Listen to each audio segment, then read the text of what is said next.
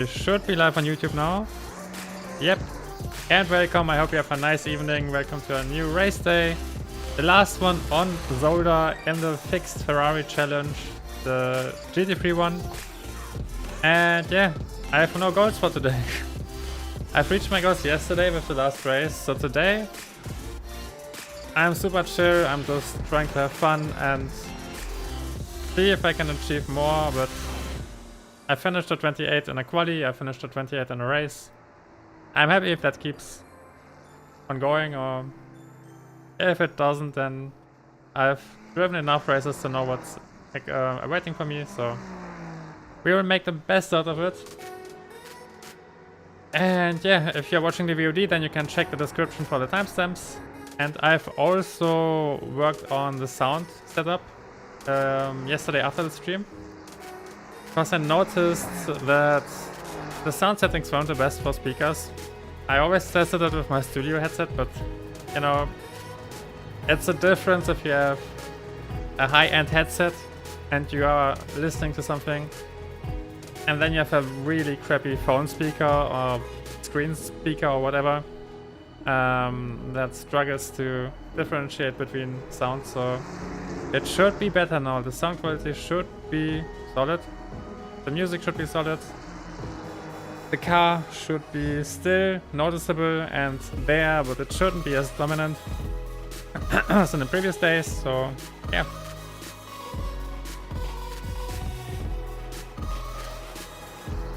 And I also added the chat to the screen. And I think that's everything new for today. I'm double checking again, but everything is working fine. So let's head on the track.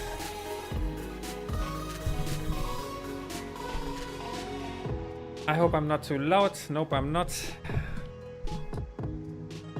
I'm sitting in the chair and I'm usually a bit further away from the mic anyway, so should even. I didn't practice today at all. I was busy, but I don't think there was a need to practice, because all I need is experience in races.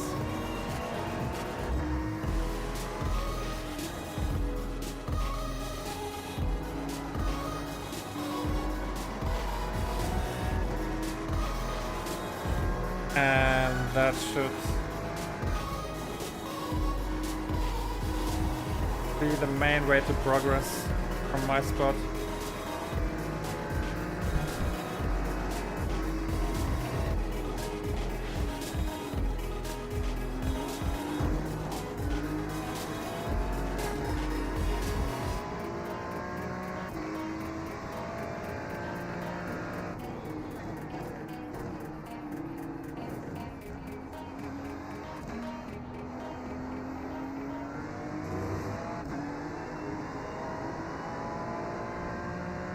It also means that I won't stream this Sunday, but next Sunday.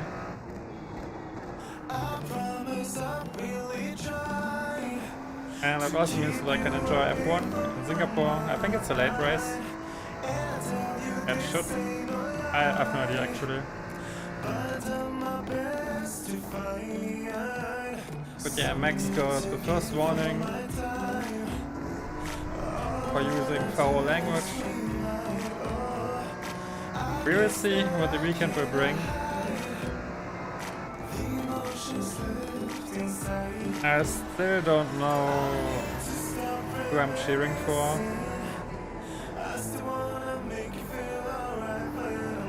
It will be interesting.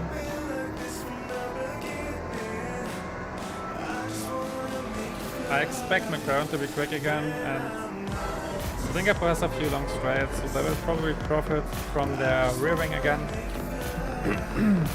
which is illegally legal.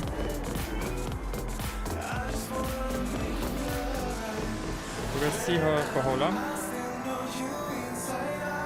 Lando will probably battle against himself again.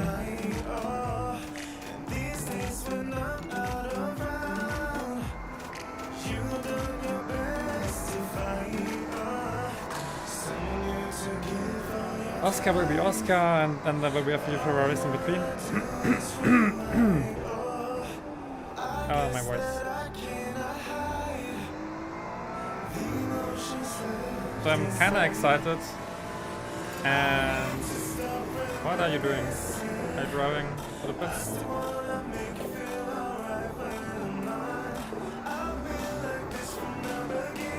But at the same time, I'm kinda missing those peaks that you have when you are cheering for someone and watch F1. Because you're watching the races and then it's like, okay, whatever, someone won. It was fun, thanks. See you next time.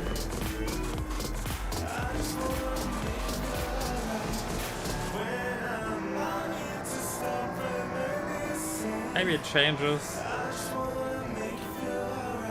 when Lando manages to close the gap to Max, or when someone else manages to close the gap, and we get a tight battle.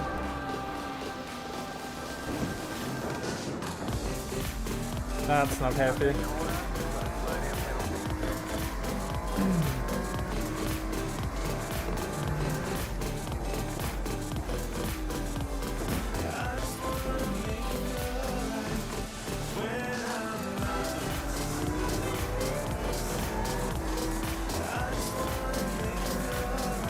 For a second I thought I still have a slowdown.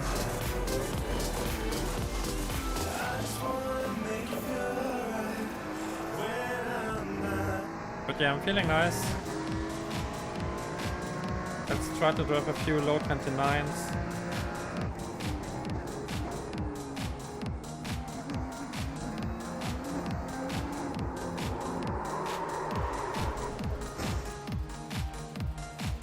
Not like this.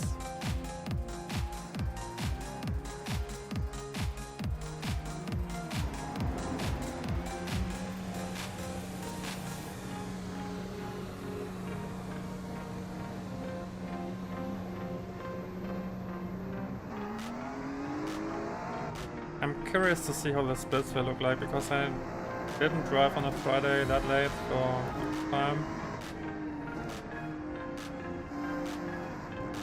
I'm having many first times in the past few weeks and months. At least first times of the past 2 or 3 years.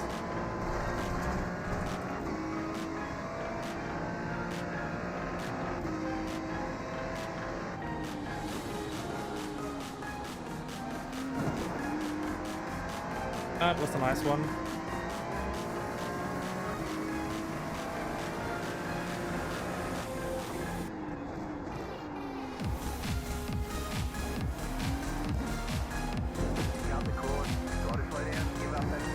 Got the slowdown.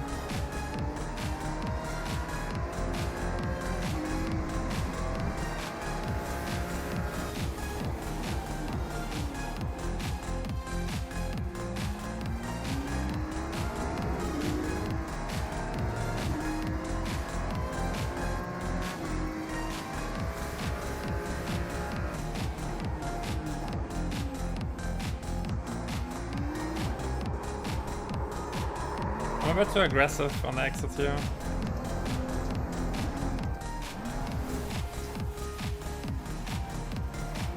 Move. Oh. Nearly put it into the void.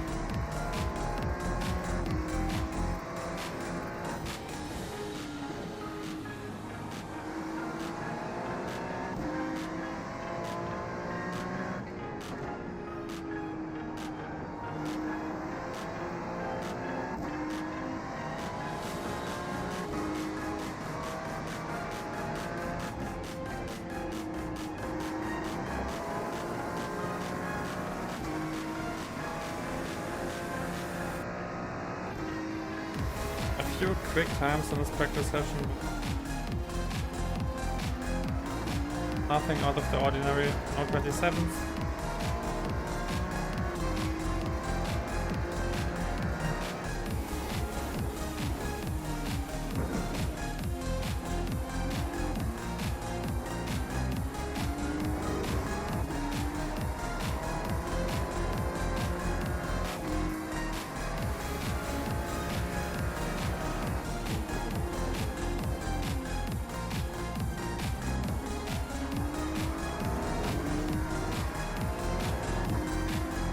Okay, this time I will be more careful on the exit.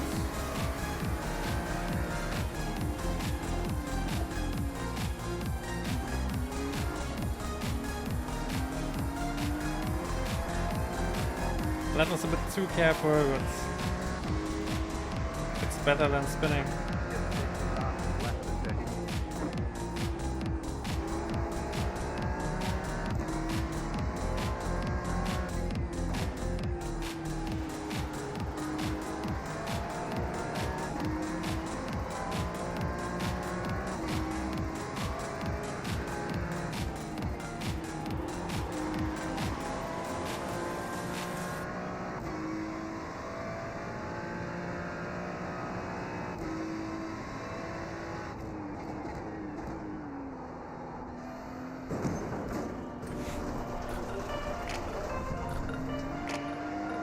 A bit close on the wrong side of the limits today.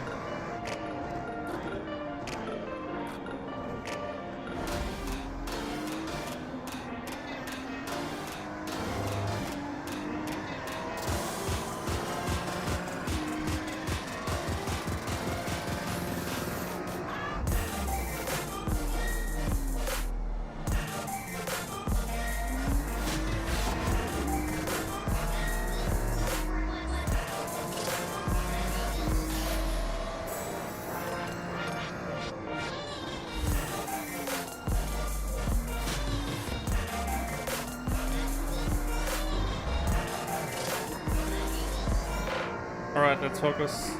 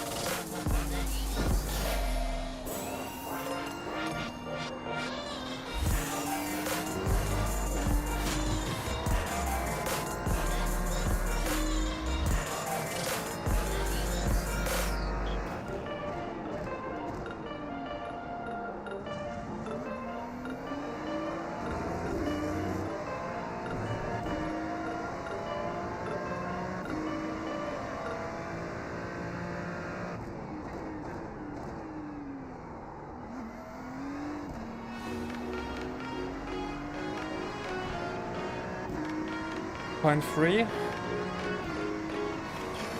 Point 6.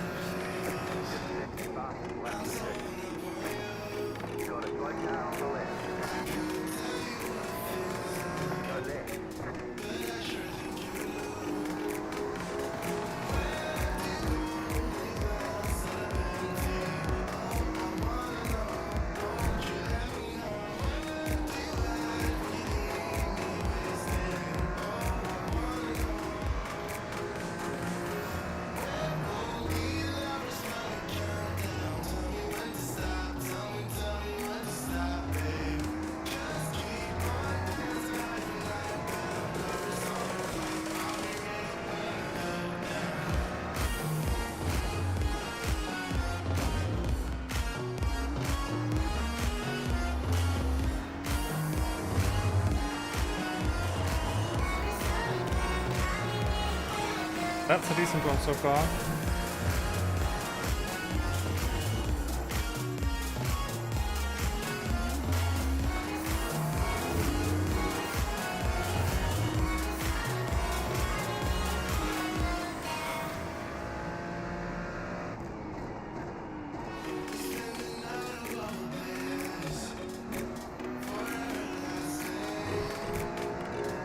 Messed up the last turn again, but this should be at point 3, point 4, okay.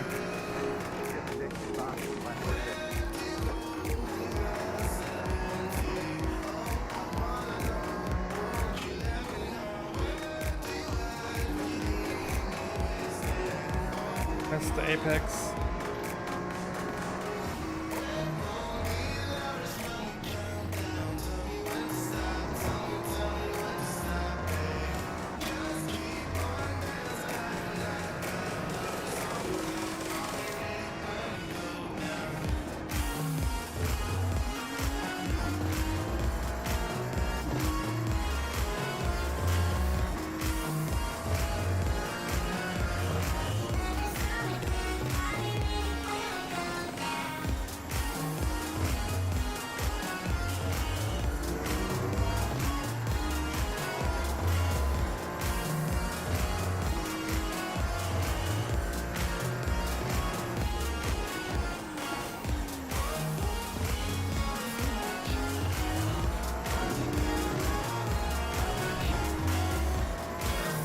I got 4 minutes, which is about 2 laps.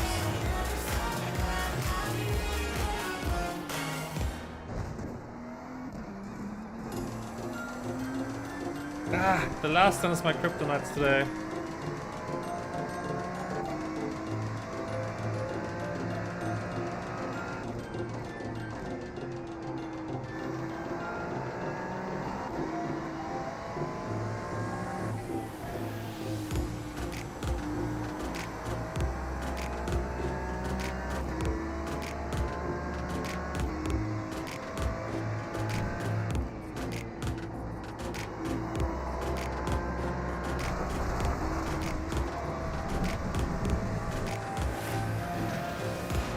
Never lived in a practice session.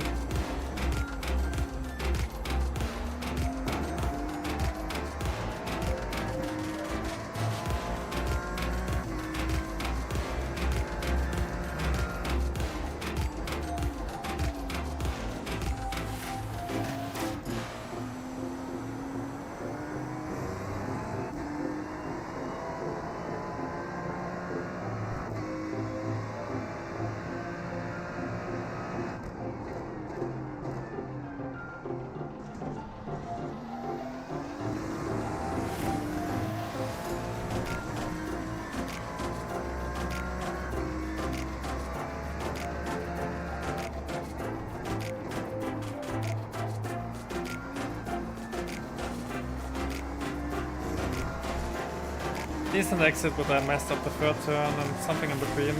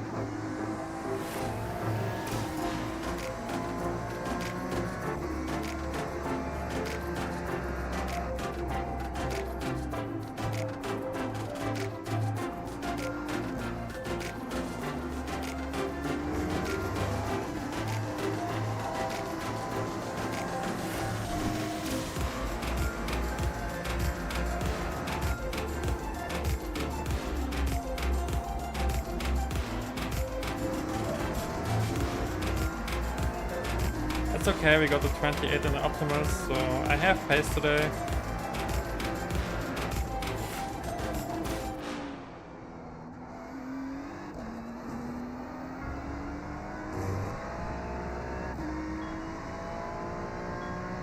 One more minute. That's a low 29.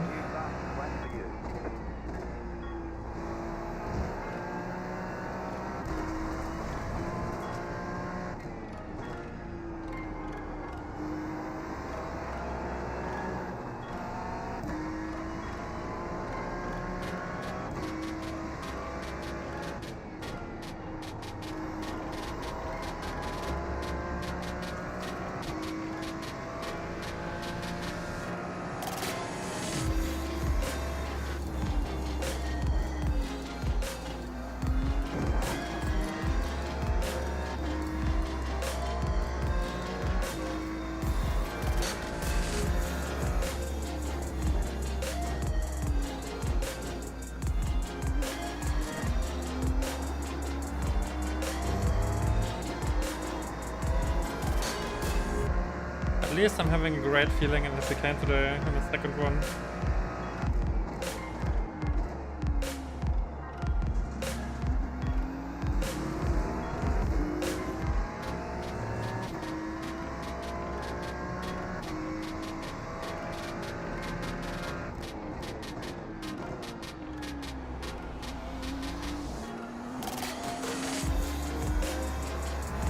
Now we will finish this one. 0.5. Okay.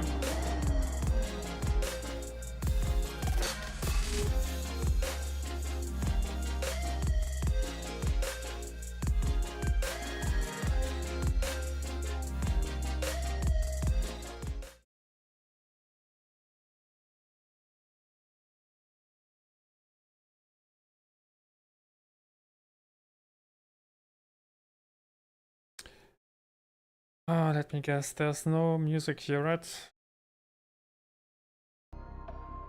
Okay. Work.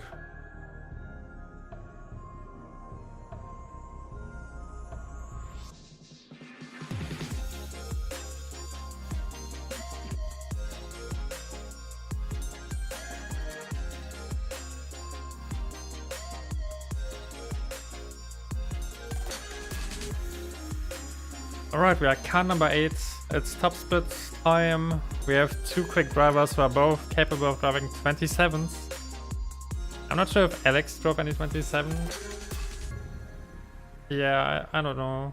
But I know that Harris and Raphael were close. Raphael was driving some, I think.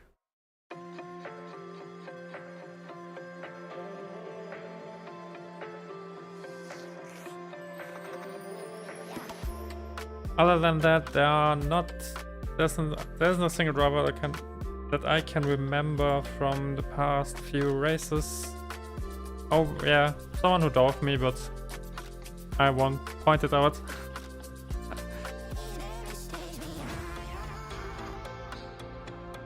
If you've seen the streams, then you know. If not, then it's okay. But I don't want to pick on drivers. I just have a mental notice in the back of my head.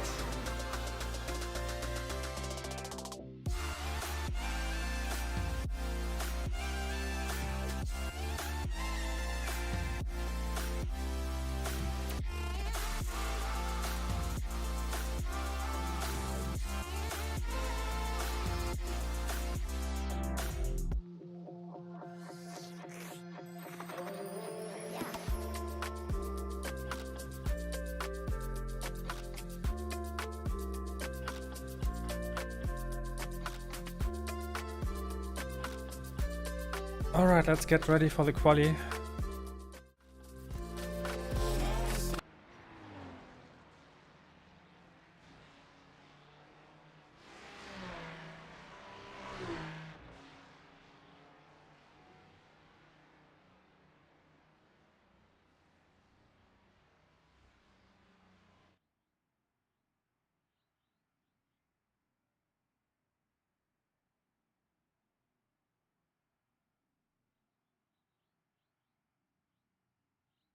Let's go.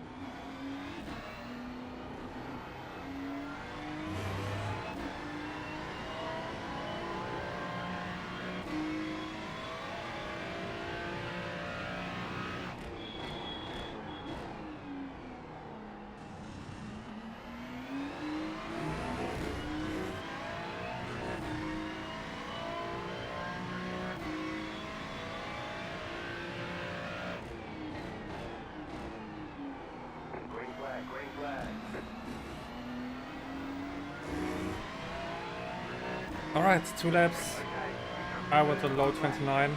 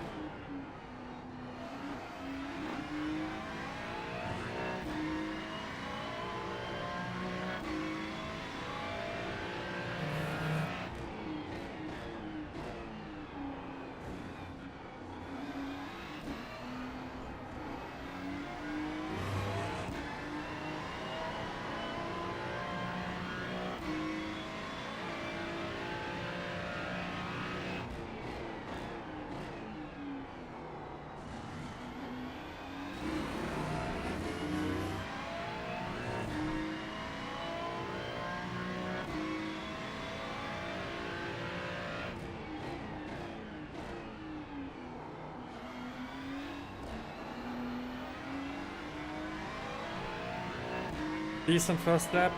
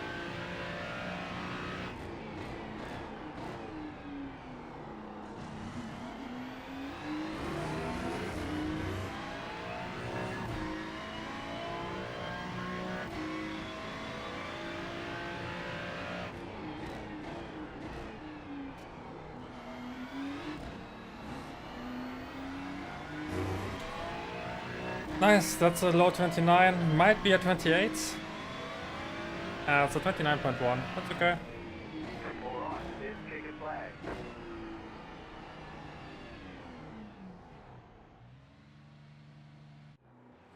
That puts us somewhere in the top quarter of the grid, which is nice.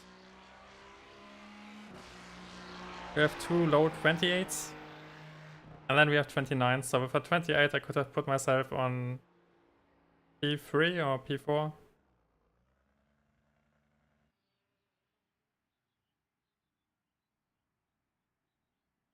Now we got shuffled back to P7, but it's still nice.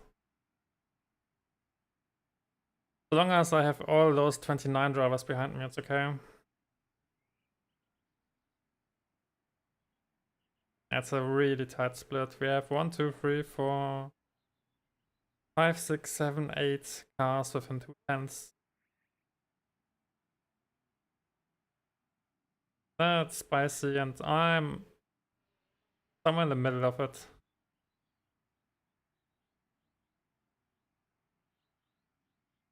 I will be super careful in the race. Because one thing I've learned in the past 3 days is that this area with the 29 drivers is hit or miss.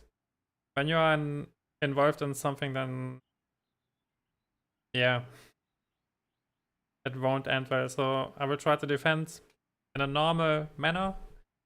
But if someone really pushes for it, then I will just let them pass, because in most cases they will just spin out at some point or attack someone else and drop out. I've seen people going free right into the hairpin.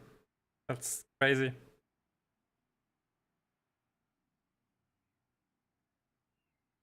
They got only crashed out twice in 9 races so far.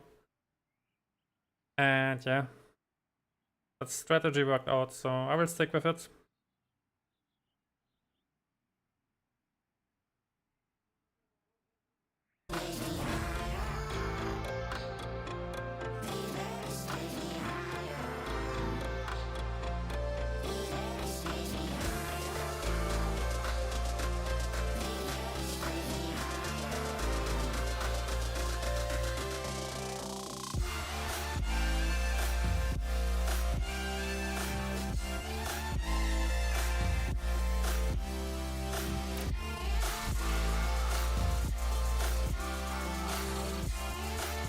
Yep, this will be a tight one. I'm glad I'm super relaxed.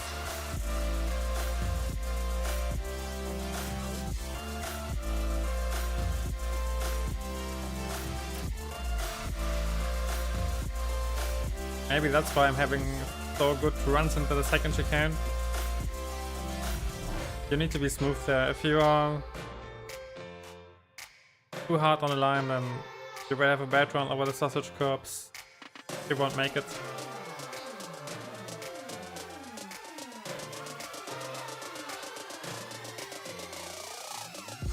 Let's go.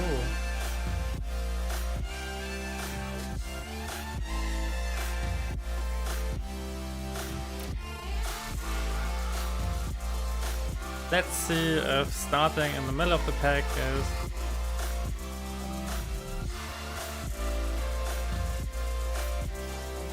I have no words. You know, it could be a disaster, it could be the best opportunity ever because something happens ahead of me with those 4 cars within a 10th. But I'm technically also in the same 10th. Right? No, I'm lower than 0.106. Yeah. Let's enjoy the adventure. SOF is 2,890. Pit road is closed right now. It's competitive out there. Head down, stay sharp.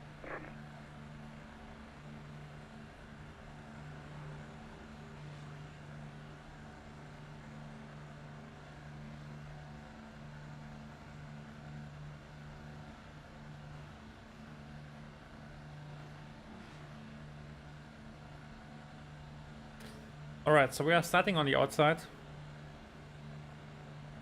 Which is okay, I think. I think I will cover it. Might not be worth it to cover the inside in T1 and then do the inside in T2 and T3, so this should be the better side if I can pull it off and if the car on the inside doesn't spin. I had one race on Wednesday where we started on P4, I think, and the car on the inside spun, and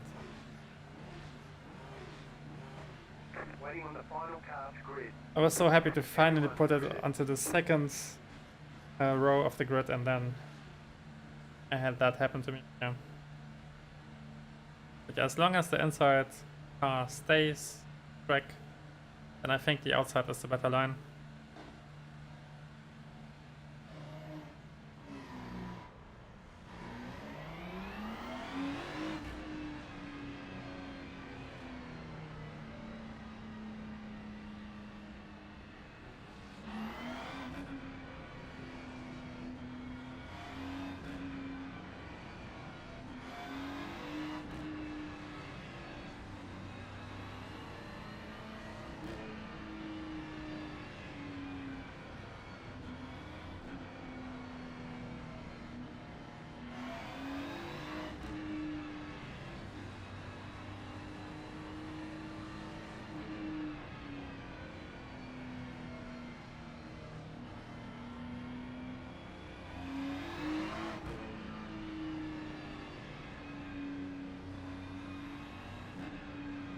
I also need to be a bit careful with incident points, but it's not too bad, but I can't afford taking a 10x or something. Then I would need to be really careful in the next races. Yo, man.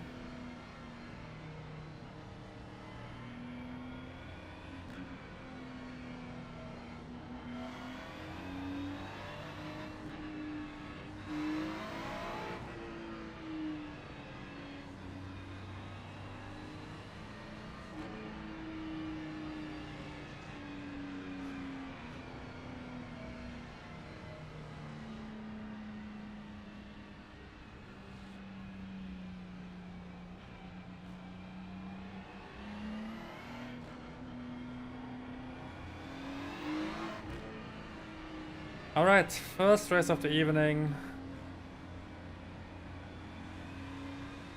Ferrari fixed on Zolder. Let's go.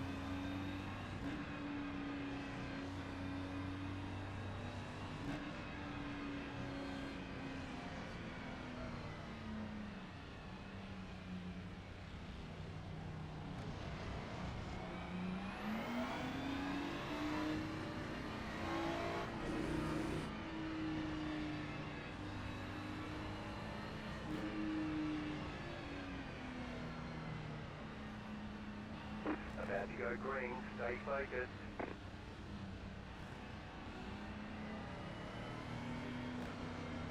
The pace car is off, be ready.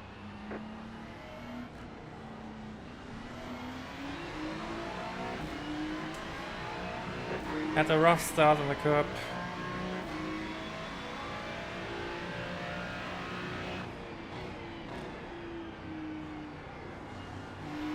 Car on your left. Still hold. Car right, too wide. You're on the left, 3 wide. Right side, 2 wide. Keep the left, seal them off.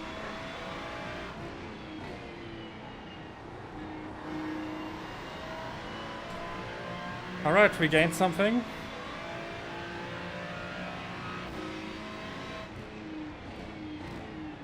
Car right. Clear. Someone already left.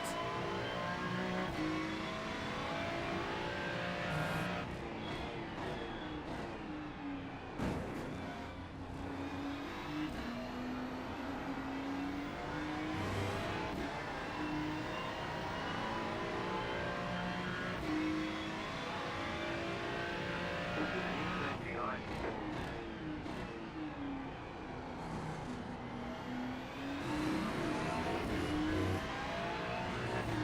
Alright, that's a decent first lap.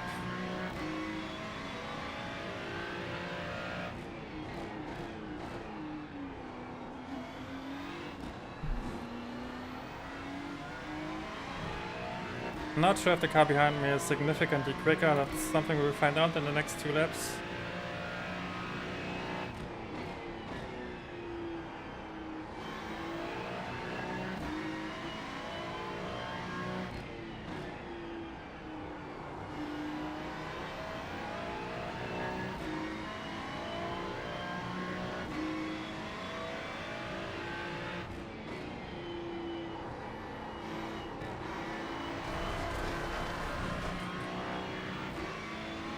I take that one.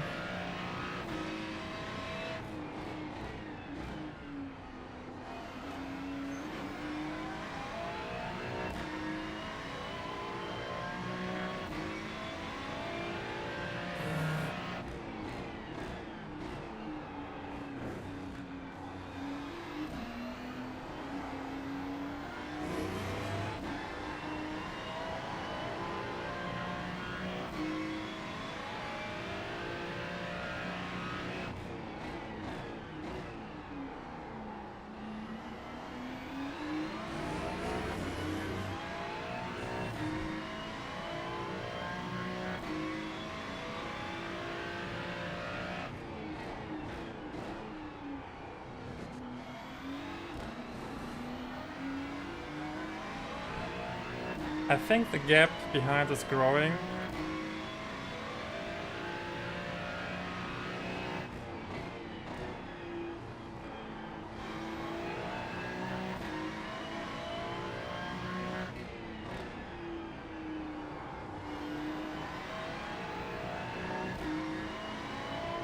Go for low 29, decent pace.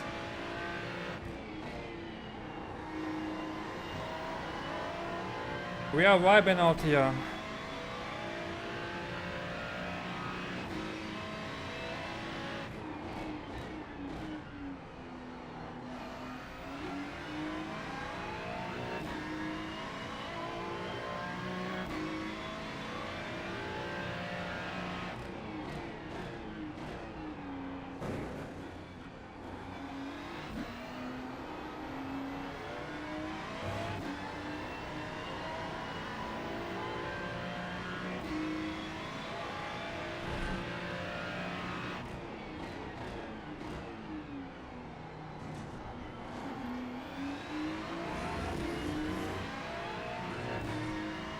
Guy ahead of us made a small mistake. Let's hope that I won't pay for it.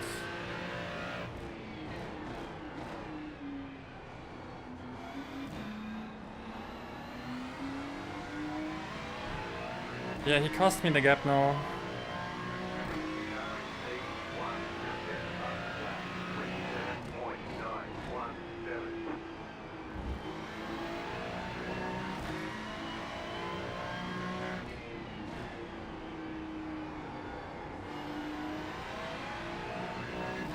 I might need to get past him if he doesn't recover.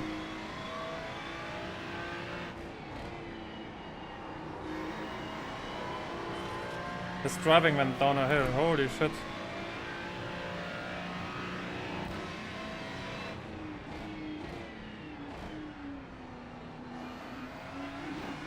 Slow down ahead.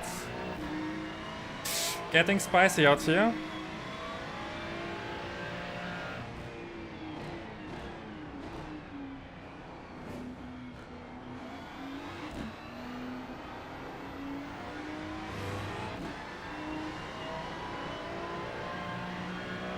Car behind me could close the gap now.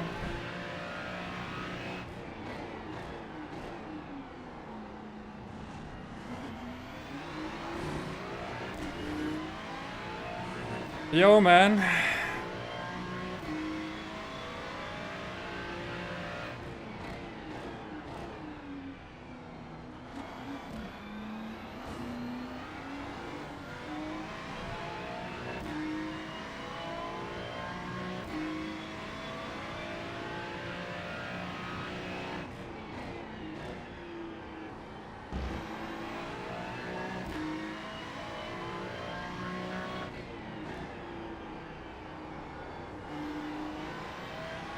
I closed the door on him there, but he was in a bad spot to attack anyway.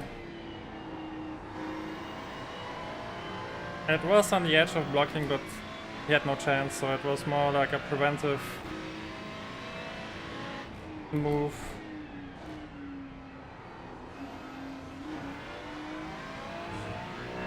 Okay, guy ahead of me lost his pace.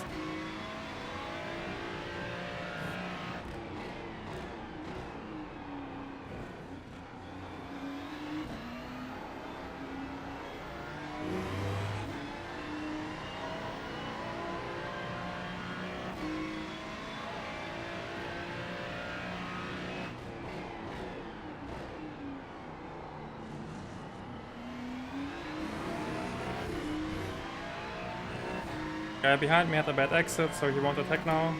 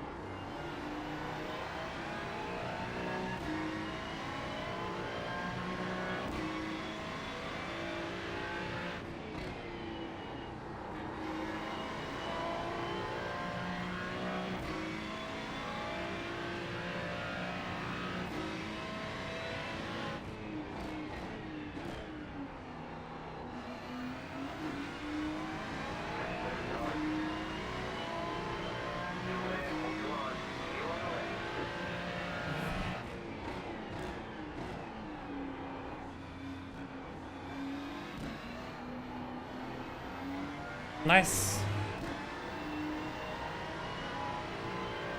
Okay, now I can drive away because he will be busy with the red F 296.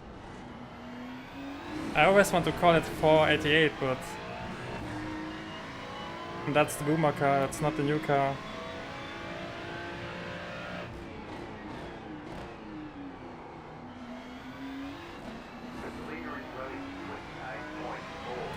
Okay, let's pull away.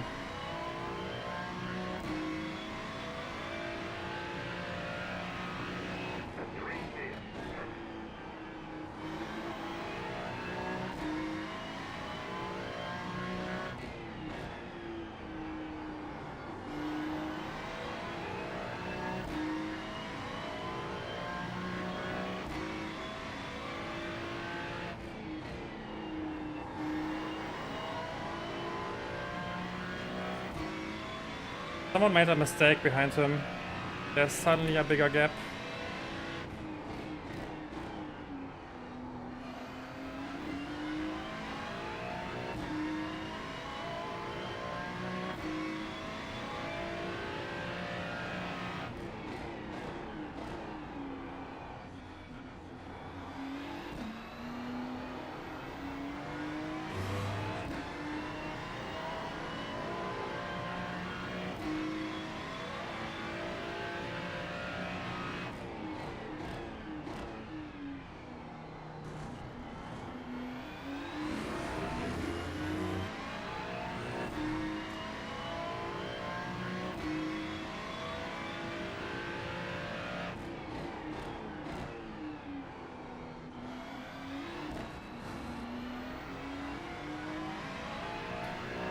Alright, that should be a low 29.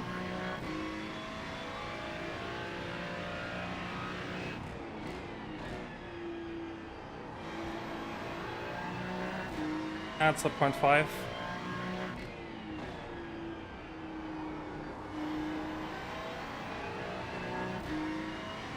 I will keep pushing.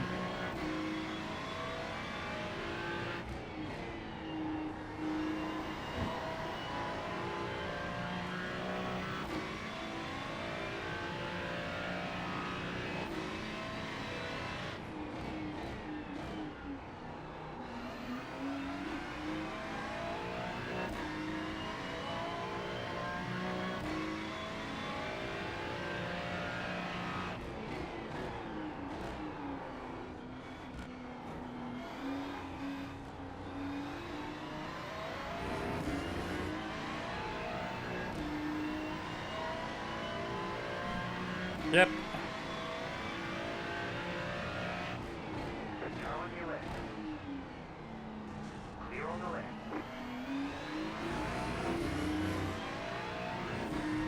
left. Whoopsie. Okay, let's focus again.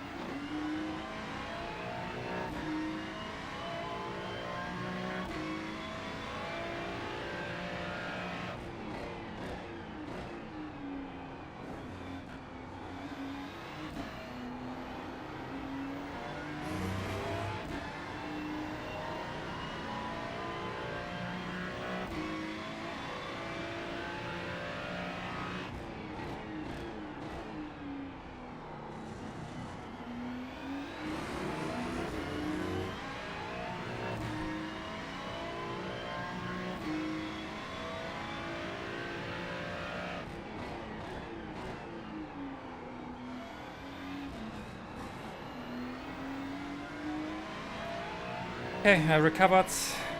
Got a half second of space again.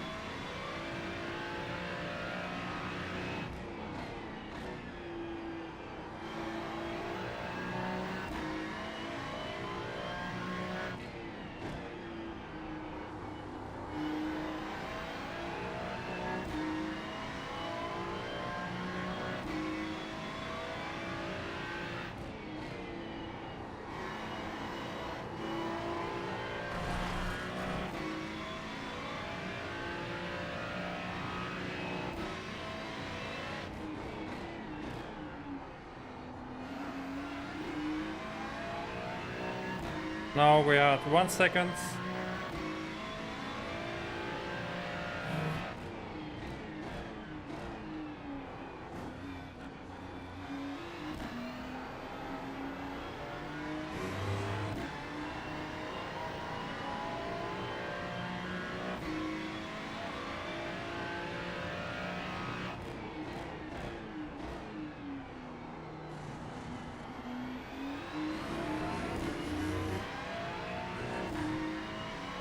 One more lap to go. One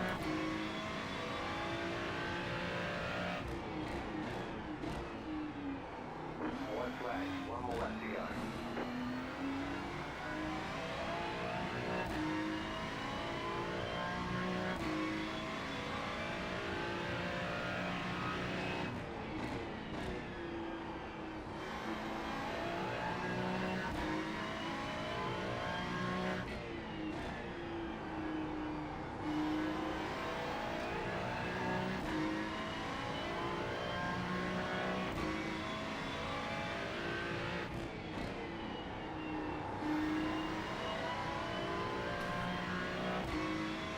Still 1 second.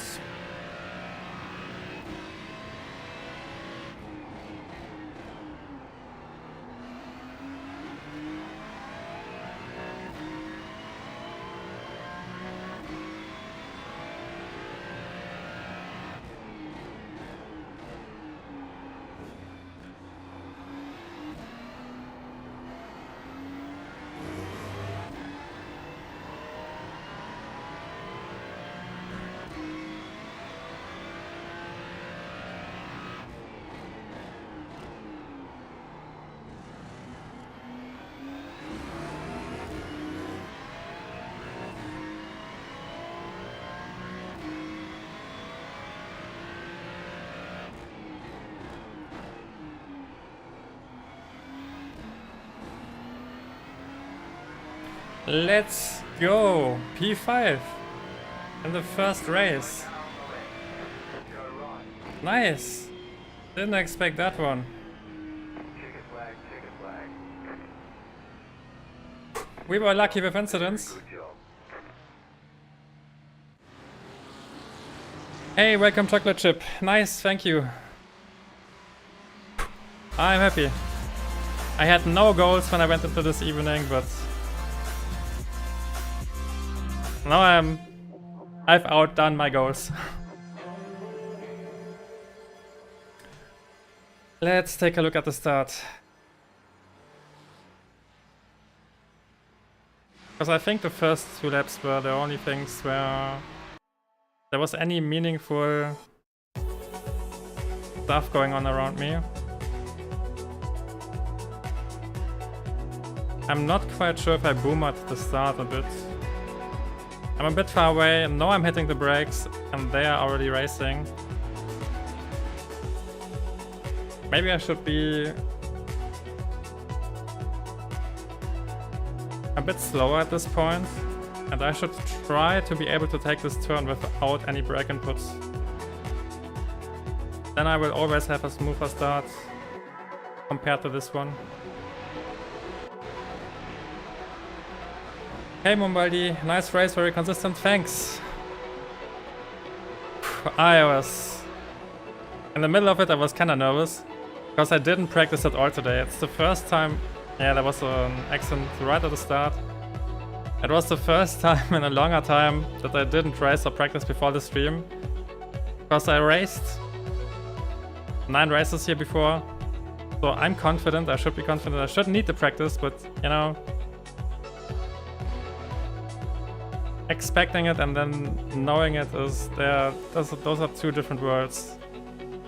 This looks like it's on the inside car because it's going pretty wide. Yeah, the inside car is cutting the other car off. Unfortunate for both.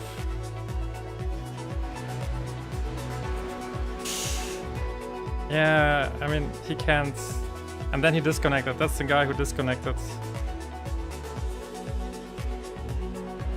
But I mean, he has no space. He's going for the curb on a track which can suit 5 or 6 cars. It's guy on the inside just... That's exactly the thing that I mentioned before the start. The outside line is safe up until the point where the inside car loses it, and then you are in trouble. But my inside car, well, he lost it as well, but at least he didn't crash into me. I wasn't even squeezing him. Because I wanted to give him space, because I knew it's difficult there. And if I squeeze him and he spins, then I'm the one who pays for it, so... I've been only on iracing for a little over a month. I've done a lot of laps at Zolder. How can you brake so late before the first big chicane? I must learn these lines. We will take a look at it. Let's take a look at the free wide situation here. This one was spicy and I wasn't sure. I was glad that this guy backed out of it. Oh!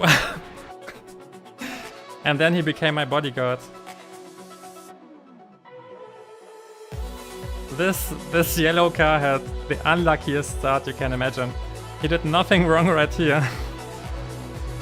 Absolutely nothing. Guy just goes, crosses his line. Then he's doing nothing right here. And there's a car.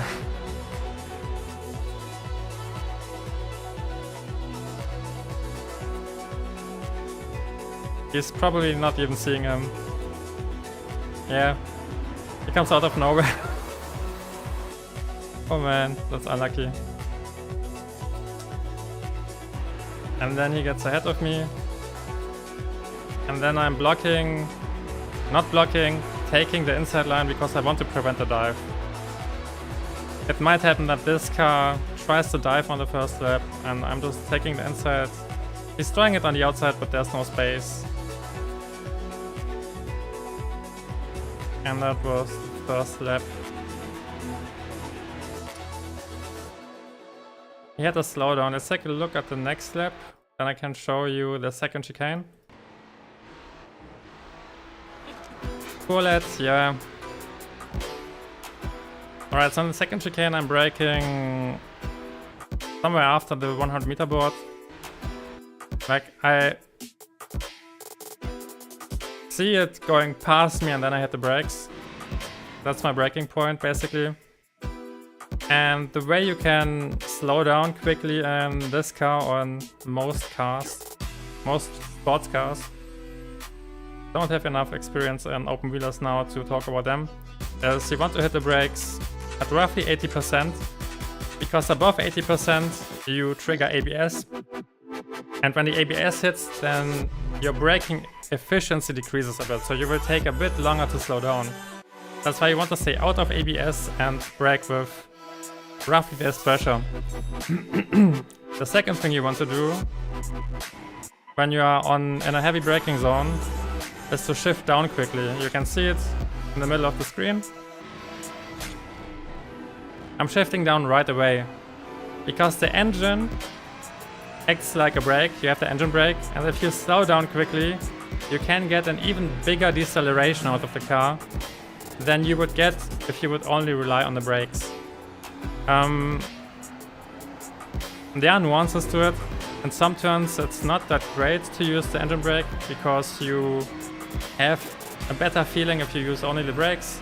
So in smooth turns like the first turn or the second turn, it's not advised to use quick downshifts and the engine brake. For me it's something... I still use the engine brake in those turns because it's part of my driving style. I'm very aggressive on the gears and on the brakes. And that's why you see me doing that in those smooth turns as well. But it's not advised there and you don't need to do it. You can just brake and shift down at the end, get a clean downshift and then use the acceleration. You can only use the brakes there and it's fine. I heard you accelerating past 100 board, brake up the board, and sometimes I can go get the car slowed down, right? I'm learned about using the engine braking. Yeah, that's the engine brake. I also would give you the tip to check your replays and see when you hit the brakes, because what you see on my screen is kinda also based on my FUV. If I change the FUV, then I change the location of the board. So if you have a different FUV, then you would use a different marker because the board would disappear a bit later from your screen. I'm using the smallest FUV, so it disappears right there and then I hit the brakes. So always be a bit careful with those braking points if you hear them from somewhere else, because they can, or they depend on the FUV the guy uses. But yeah, I'm trying to hit the brakes when I'm right at the board.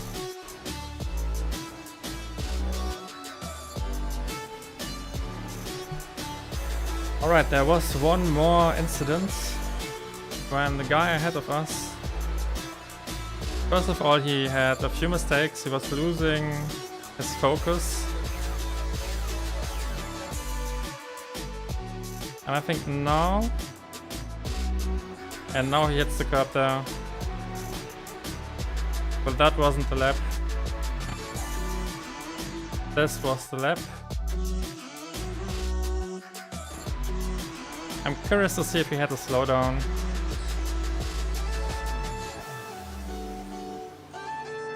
Oh, he completely... Yeah, okay, it's no slowdown, it's... That happens when you turn in with too much brake input. He was still on the brakes, he couldn't slow the car down, and instead of... Let's see if he downshifts all the way down to first. No. Yeah.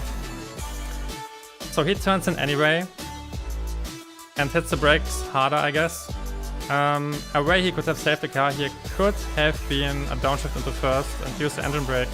That's something that I did in the first lap. I was a bit late on the brakes because I was defending, and then I shifted all the way down into first. Maybe that could have saved him, but yeah. That was the mistake that cost him the position. Let's see if he can defend. Yeah, the other guy won't attack into this chicane. I'm so glad that I was not driving in the middle of this group.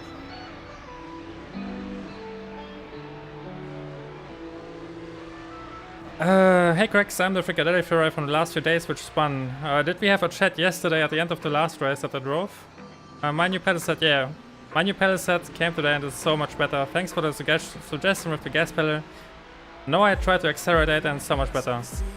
Hey and welcome to the stream. And I'm glad your new pedals came. Yeah, I saw you actually a few times in the past few days, and that's why I remember the car, and then you spun right ahead of me. It was super unlucky, but when you are new, then it's an easy mistake to make, especially on this car. I mean, in this race I was also losing my rear quite a lot, a few times. I don't know how many times. In the last turn, a few times. I guess you were using stock pedals from some kind of wheel. And then, oh yeah, that's the one. And then you have a really hard time to time the throttle inputs. And you still did a great job if you were driving on stock pedals and could finish those massive times and were always in a, I don't know, top 7 or something, top 8, top 9 of those splits. For 1 month of racing, that's pretty sick. Because you need to remember that most of those guys are driving for several years. Where's the spoiler? Wait, did he? Oh yeah, he DQ'd. That was the guy who DQ'd at the start. Got it.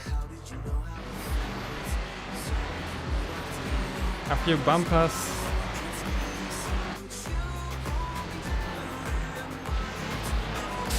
Yeah, that's a nasty spin. Wait. Oh. Why did the second one spin? Same mistake, or did he try? Yeah, same mistake. And he's spinning to the other side.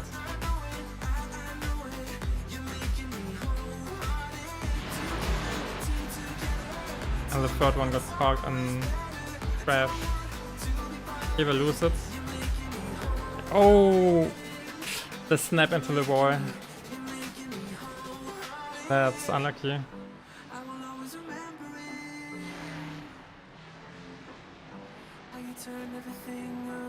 Oh, he has a bad race. Let's move on. He has a bad day.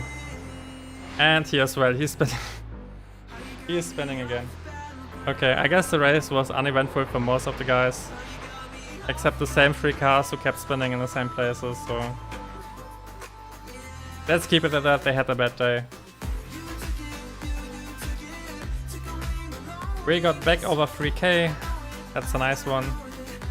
After losing a few points in the learning experience, we finished a 127 points race.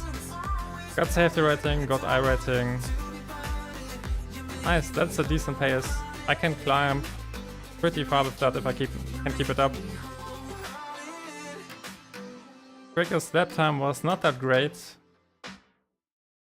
I had my quickest laps right in his rear, so I can improve on that, but there was also no pressure around me. And there was no point in pushing. My strategy in the first lap of the race was to give the car ahead of me a good feeling. Because when I set him under pressure, then he makes mistakes, and I didn't feel like I have the pace to overtake him based on raw pace. So I just wanted to keep some distance between us, follow him. Unfortunately, he started to, mess up on his own. But luckily we could get past him. Okay, let's hit the next one.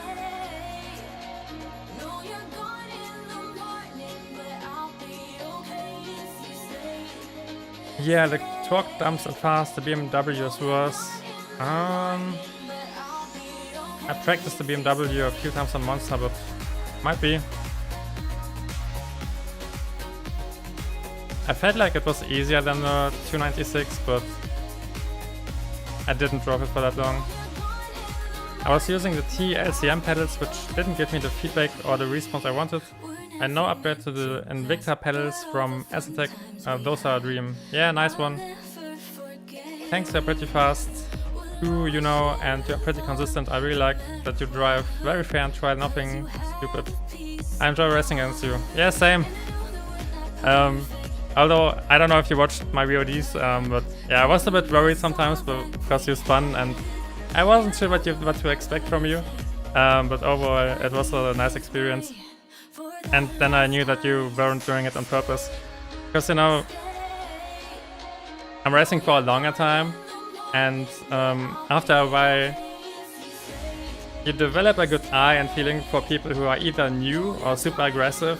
And I wasn't really sure if you are in the new bucket or in the super aggressive bucket, because you were driving really solid times. So yeah.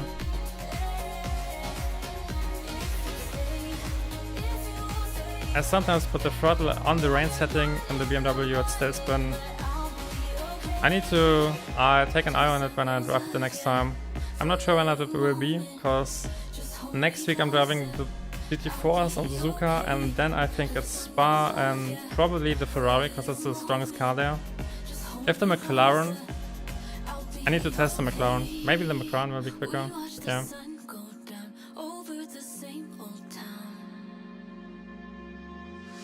Alright. 27.9. He keeps going and keeps on pushing the same lap times like in the last race. I guess we will see those two again.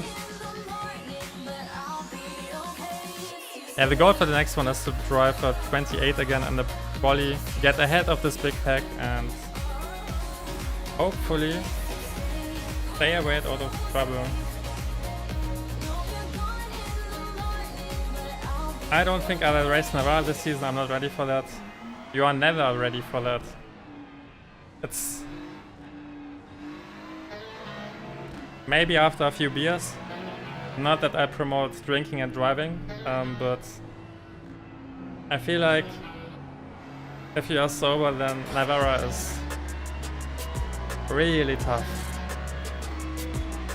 Last time I drove it, it broke me mentally and I had to drive something else on the stream. Because in the first race I made a mistake and it was painful, and then the second race someone crashed me on purpose twice. And it's, I don't know, it feels frustrating. At least for me. Maybe there are people who enjoy it to drive in big packs, but I think it's frustrating when you're a solid and decent driver and it doesn't make a difference because everyone stays in your draft.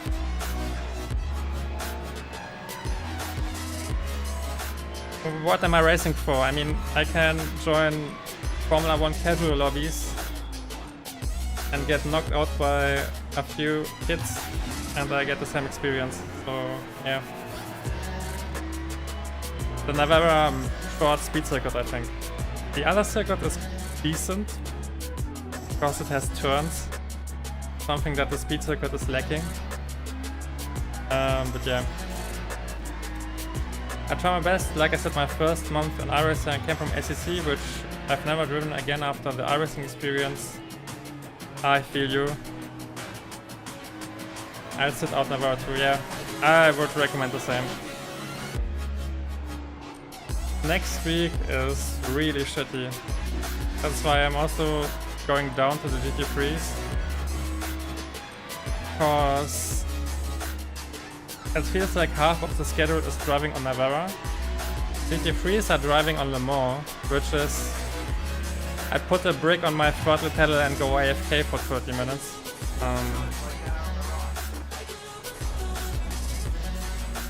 And yeah, and then there's Suzuka and the GT3 course.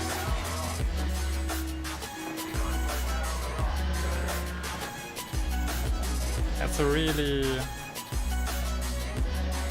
bad schedule. I don't know why people voted for Navarra and in that many series. Or maybe it was forced on the series, I don't know, but I don't know why it's so popular.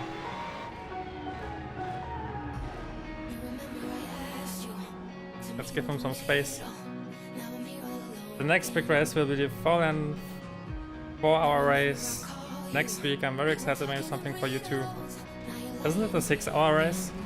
I think I checked the schedule. I don't know, I can't remember. But yeah, good luck, it's a difficult one. Sometimes I drive it. I won't drive it next week. Probably a lot of fun in the Mazda. I'm not sure if the Mazda is still racing it. You got GT4s, GT3s, the GR, and I think Clio. I don't know, I can't remember. But yeah, sometimes I race it, but not when I have something else on my schedule. Right now I'm focusing on getting back in shape. This was my first week of GT3 races in, I don't know, 2 years.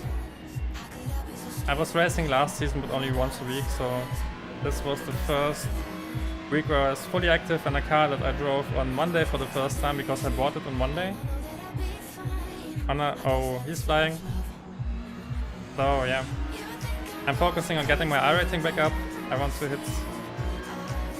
I have no clear number, I just want to see where I can peak. Because I didn't peak the last time I was pushing, and that was before the pandemic. And when I have time, then I will also consider the VN. But yeah, I'm sitting on so much content, I'm editing a few videos at the same time right now. So unfortunately I won't have time to practice that and drive that, but yeah, it's on my radar. We will compete in the GT4 class and the Mazda is not allowed to compete in the final. Yeah, it used to be in there.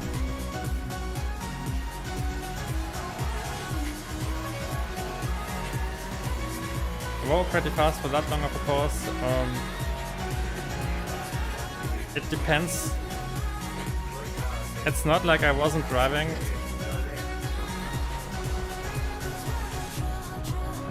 So I was driving mainly GT3s. When you scroll all the way back to on my channel, then my first guides were GT3 guides. On my most favorite tracks, where I was one of the quickest guys back then on the old cars. And on the old tire models. On Monza I was always in the top 3 of toe splits against anyone. And then I was pushing for 4K.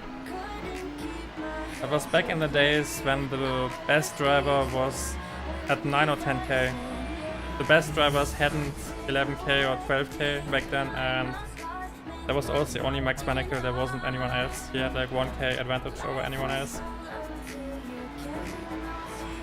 So I kept driving and pushing, and then I started doing rookie guides and drove the MX-5 more. Then I got busy with live and had to tune everything down, so I kept doing those guides and practice and whatever. Then the cars got changed heavily, many times within short periods when I didn't have that much time to drive, so I just stayed away.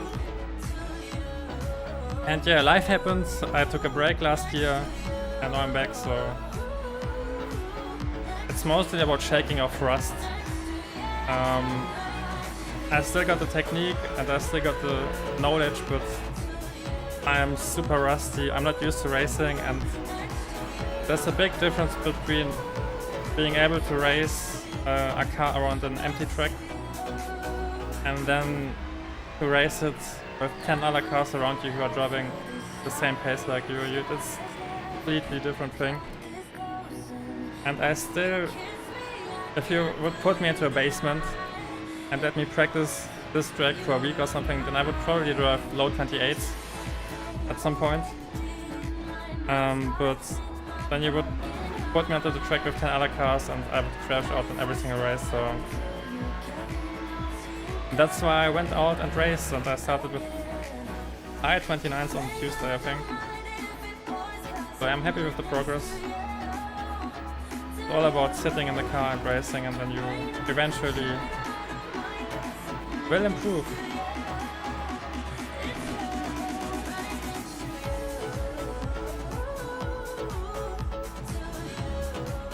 We have 2 minutes left. Let's relax. Oh, I meant the Mazda at Navara. It's the same thing. It doesn't matter if you race the Mazda around Navara or GT3s or I don't know what. It's the same thing. It's the same BS. Everyone has draft. You have a big pack of 10 cars within 0.4 seconds. Everyone can attack everyone. It's a free-for-all in every braking zone. It's the same. I was talking about my Mazda experience there, but you can take any car. It's a meme track. Good to see you back. Thank you.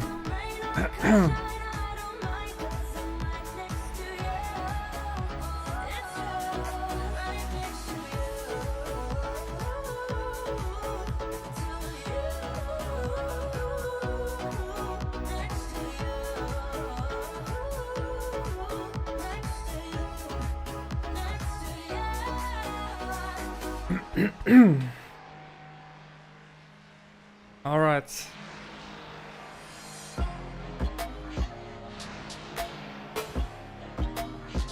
$27.8. That's ridiculous. Do I have the lap? No, I don't.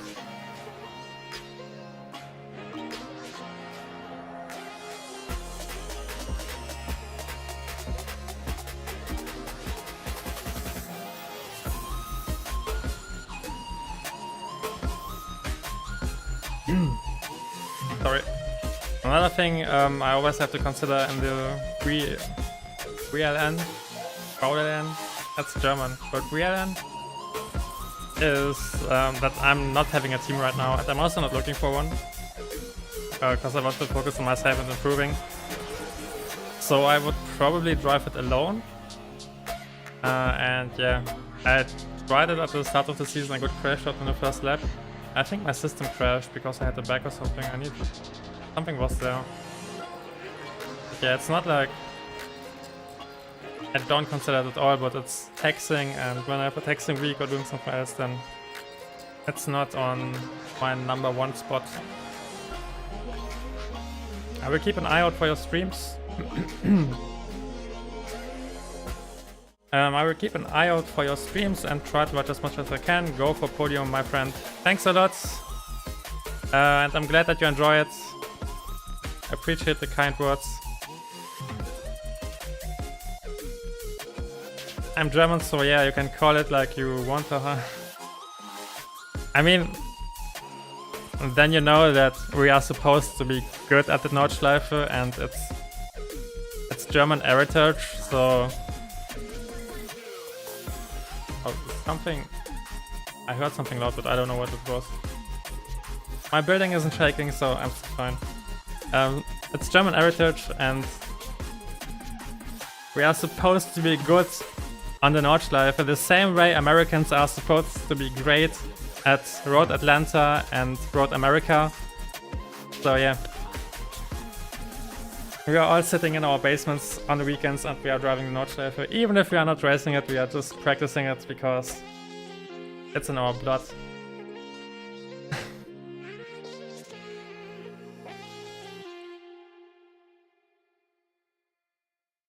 And yeah, I think that explains it in the best way, that I'm still eyeing the series, but I'm not actively pursuing it right now. Let's see what number we have. Car number 7. The lucky number 7. It's the same business like always. We have to drive a low 29 or a high 28 to stay out of trouble.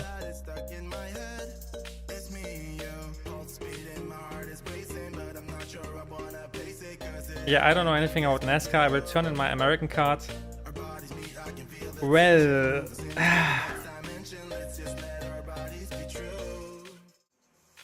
I don't want to become too stereotypical, but I thought you drive NASCAR after a few beers.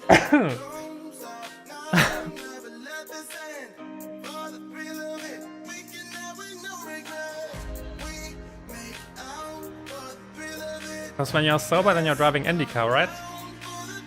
That's the main series there. That's what I heard. Not that I know about it.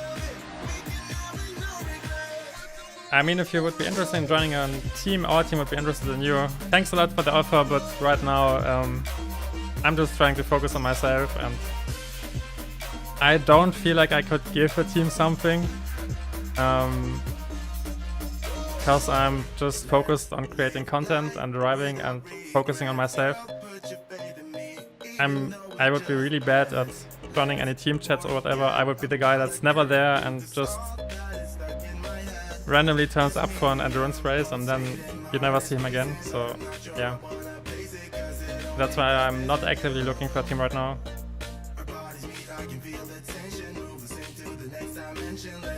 Because I don't think that would be great for both parties. And I would probably always need to pull the streamer or content creator card to say, yeah, I'm not there, but now I'm there, and I don't think that's fair. So yeah, I want to push, see where I end up. I have no eye on any endurance events until Daytona, so... Okay, let's go. Let's focus again. After taking that break.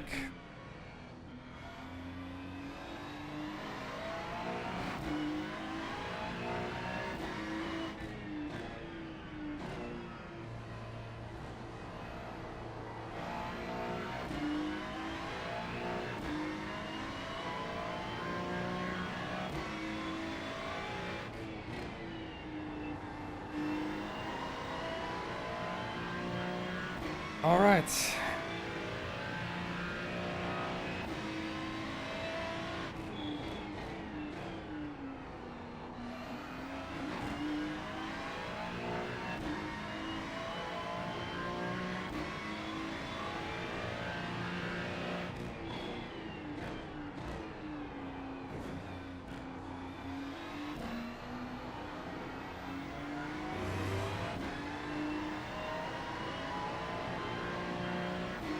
Decent first lap.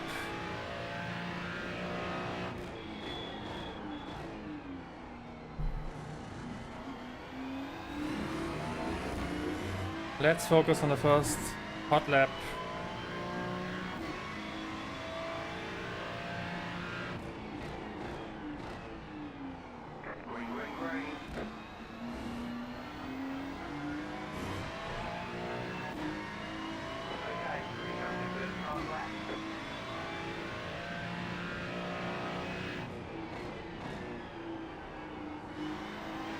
And there was an apex. I saw it.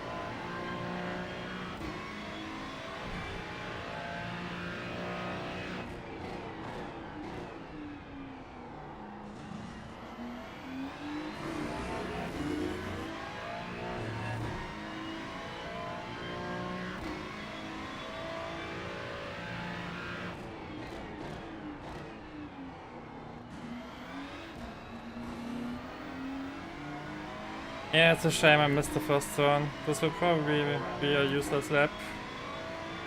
0.3, yeah.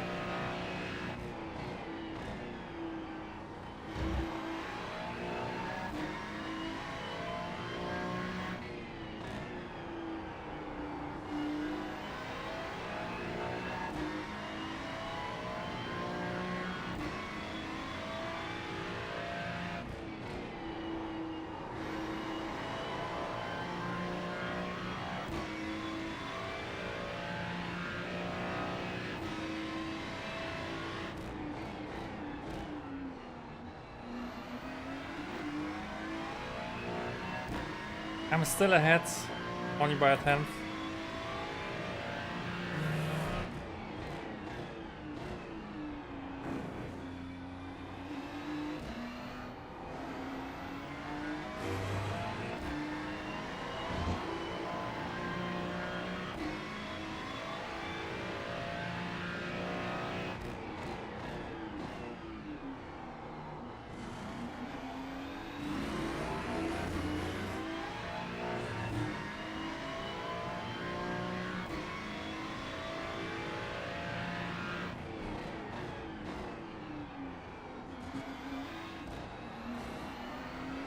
Maybe?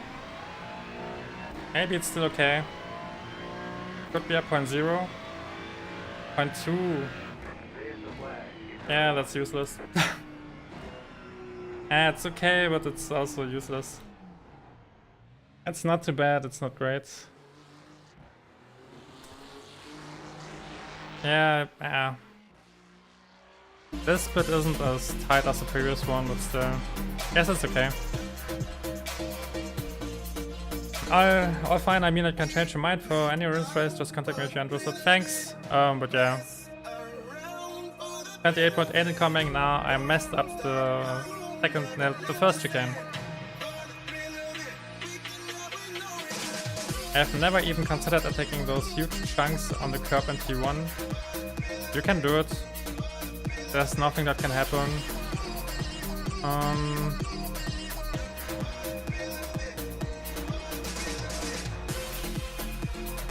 You might need to be careful on this bump, but yeah. The only chunks that are dangerous are those right around here. If you hit those, then it will send your rear outside, and yeah, it's not a nice experience. I did it once and I never did it again. So those are evil.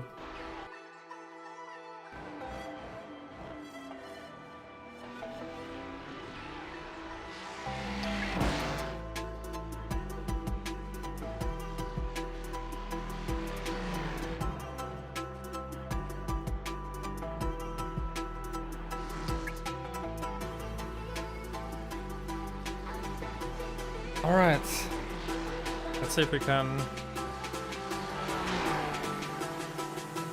see what's happening around us. Looks like we are lucky and finish on P7, but if I would have finished that lap, then we would be in P4. That's okay. I don't need to drive those times this week. But someday in future I want to drive them.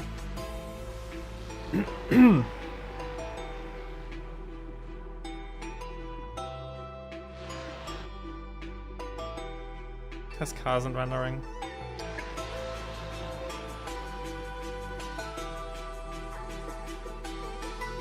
Alright, so we have 3 cars ahead of us.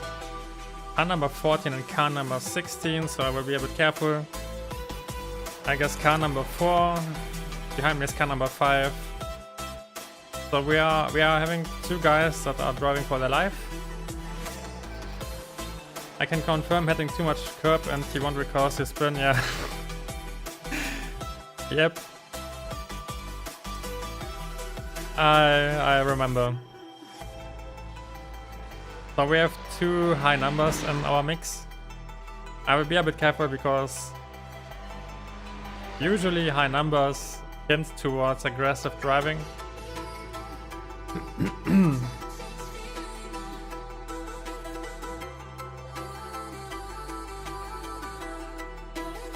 You can watch my old VODs from last year, I think. Where I was one of those high numbers, so it's not like I'm talking down on anyone. But yeah, when you have a high number, then it usually means that you are less consistent or have less experience. So for them, this could be a high pressure situation. So that's why I will try to relax and see what happens around me before I go for a move. I expect one of them to crash out. Or the car number 18 that's behind us. So I will try to stay out of trouble. I think we have the left side this time, which is okay. At least nobody can spin into me on T1. One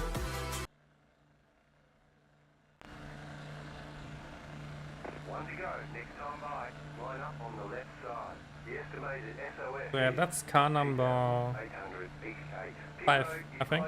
Yeah, that's car number 5. It's competitive out there. Purple one is 5, red one is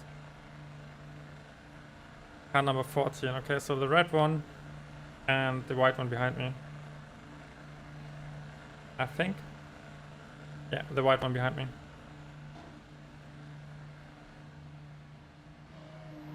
What would you consider a good iracing? That depends on your personal goals.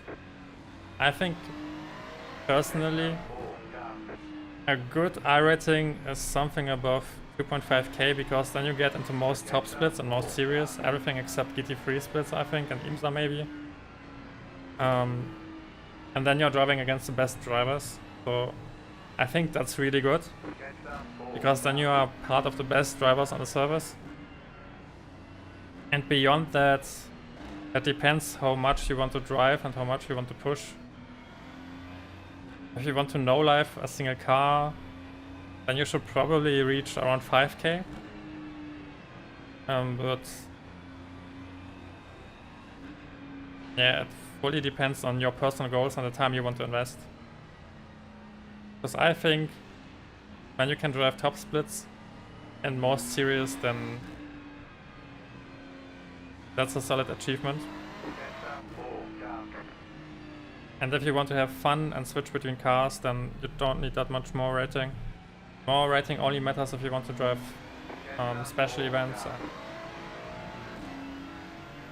Don't care about driving many different cars, because if you drive more cars, then it will be difficult to keep your rating pretty high. So yeah.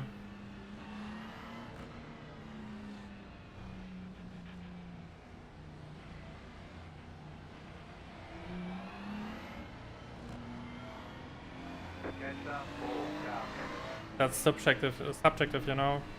It fully depends on your personal goals and achievements. If you want to be part of the best drivers, then the answer would be something above 8 or 9k. Alright, let's log in. Race number 2, starting from P7. Let's go.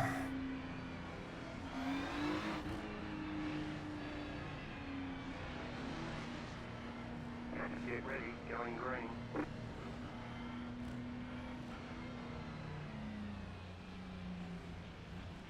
Pace car is off.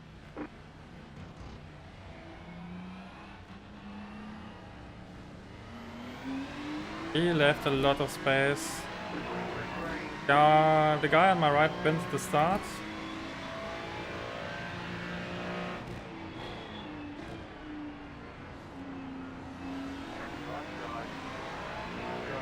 Goodbye.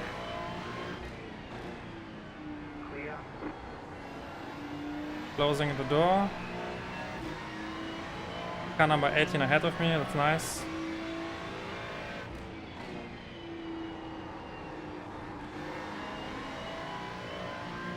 Closing the inside in the next braking zone.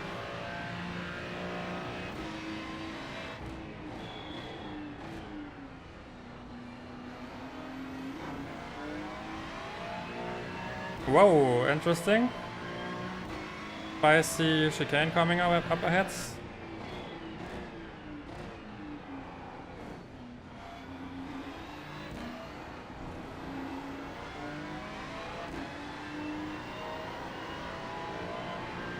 Alright, we survived the first lap. Oh wait, that's too early.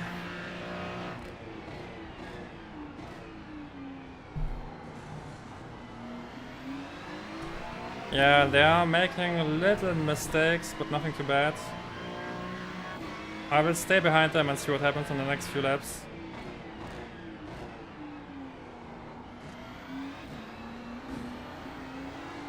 Now we survived the first lap. I expect something to happen. I don't think that all of them can keep the pace up until the very last lap.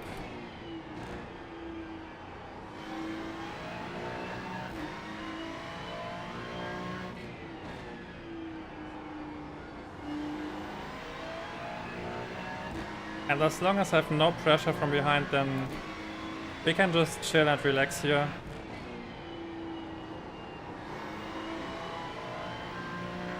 And enjoy the draft.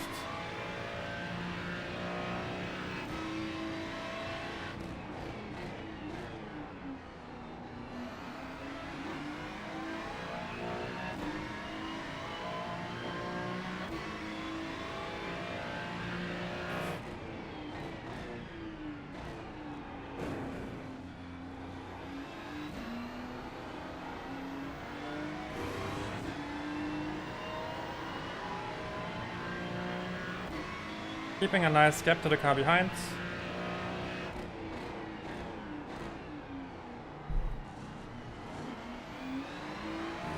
The blue car ahead of us already took a bad apex into the hairpin, so it looks like he's struggling.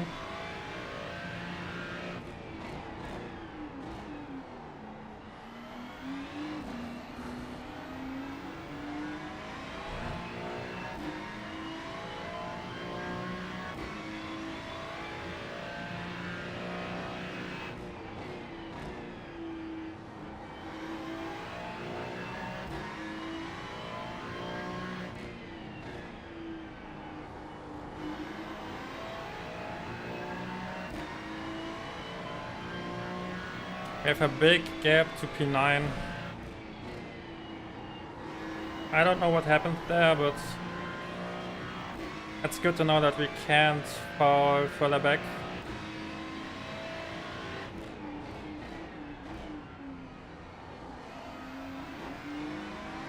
So we will keep vibing up until I think lap 7.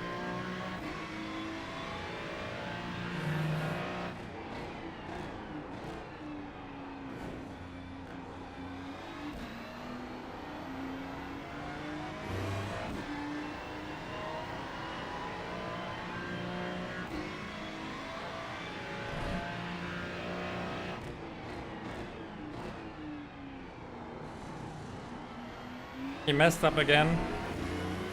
I also feel confident in this bubble. I don't want to get too close, because if they crash in a chicane, then tough to react when you're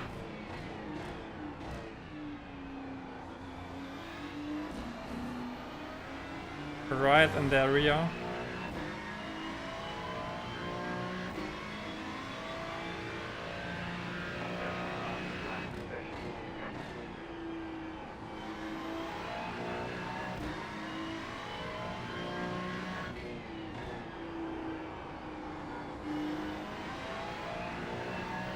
Let's get into the low 29s.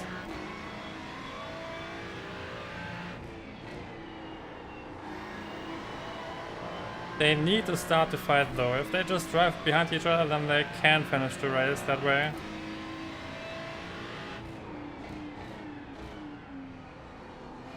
Although the blue car looks like it's making mistakes. Yeah, okay, they're fighting now.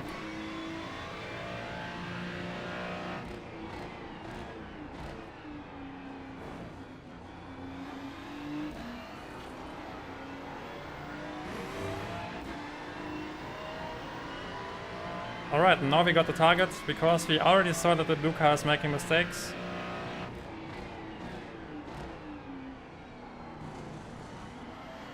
And he's crumbling, so I will try to apply pressure now and see if I can pass him somewhere.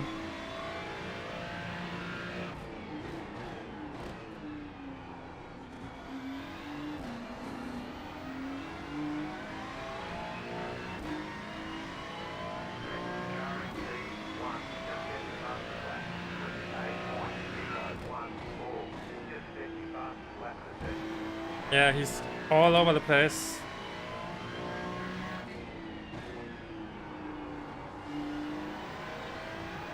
And he was late on the brakes into T2.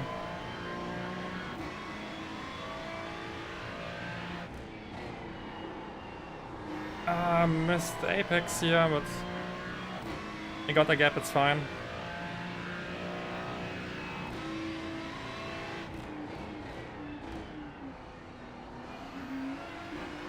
He messed up again. I want to take him this time, it's not enough time to get past him.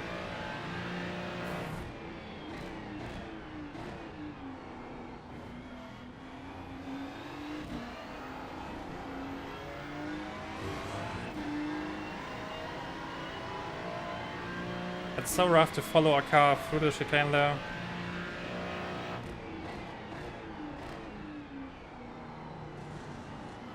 He messed up again. I had to correct around the apex. My boy is struggling.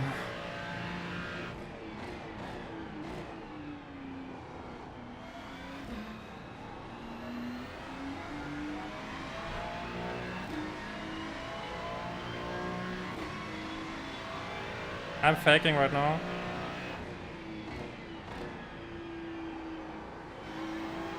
And I threw him off guard. Faking again. Ah. That was a bit too risky.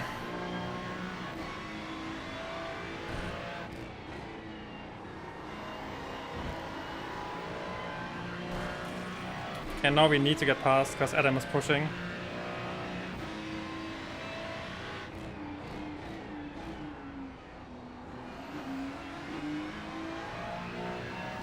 Okay, Adam dropped back again.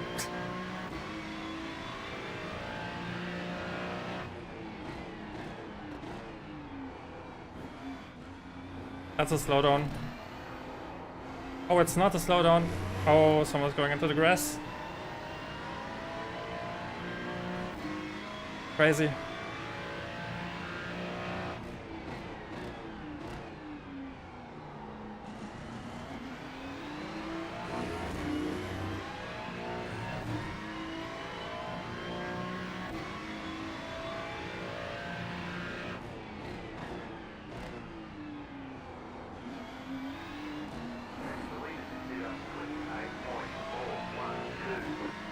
Oh, it's car number 16, okay.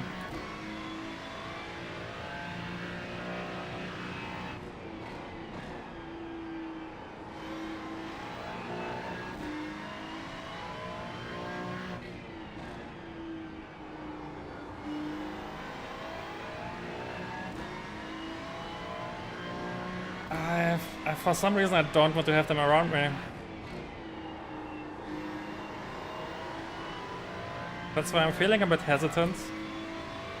Because if I have one of them ahead of me and one of them right behind me, then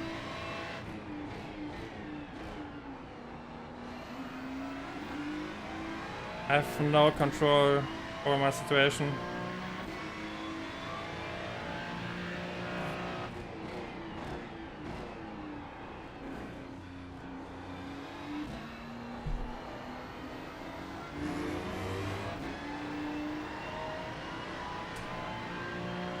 And both are driving a bit all over the place.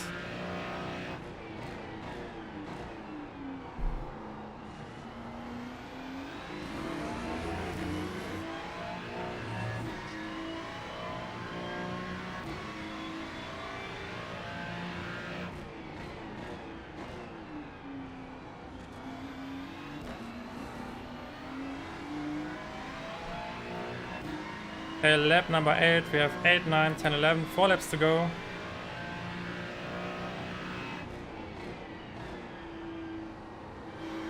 Yes, I'm bad at counting when I race.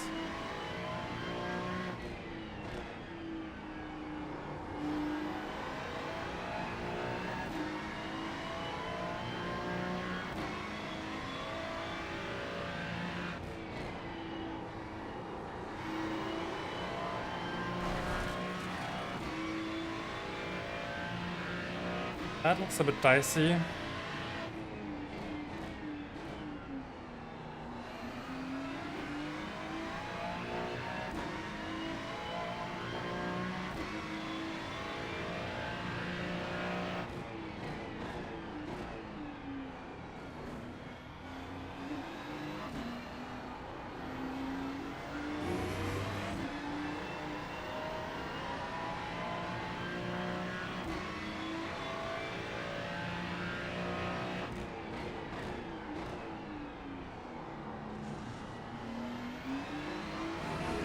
I mean, it kind of looks like he's throwing the car away every second turn.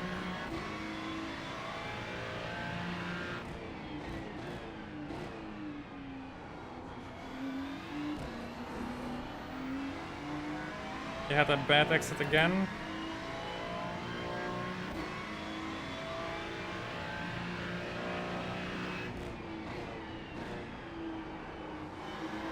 Slowly getting closer to see if it changes anything.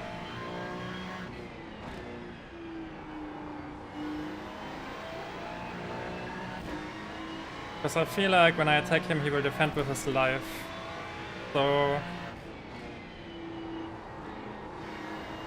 I need to make sure that it's a 100% move.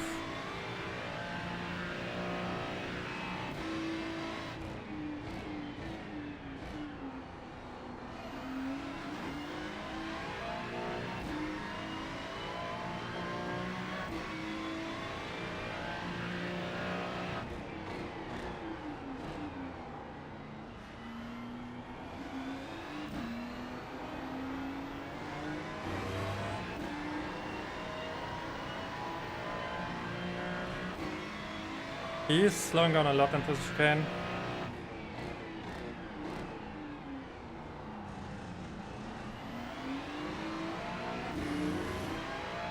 Hit those apexes, man.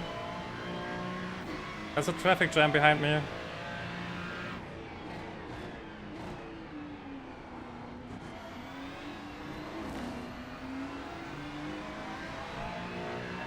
Alright, 2 more laps.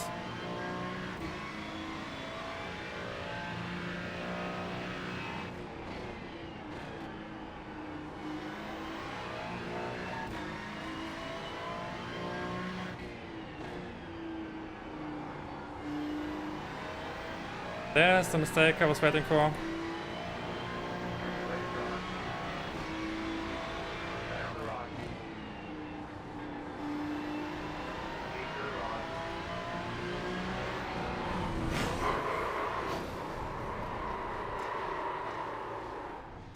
You've got wheel damage.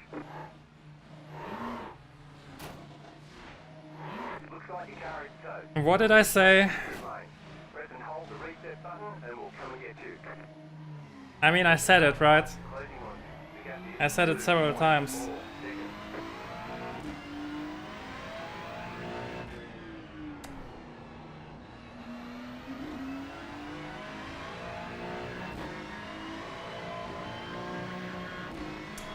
To be fair, I squeezed him because I wanted to You got a slow car on the left. have the inside line into the chicane.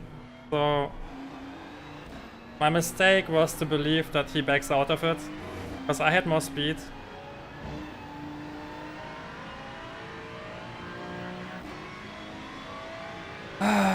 But yeah, You got a slow car on the left.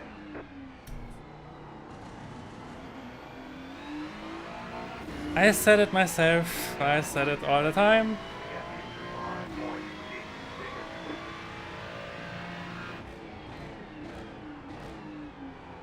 White flag this time.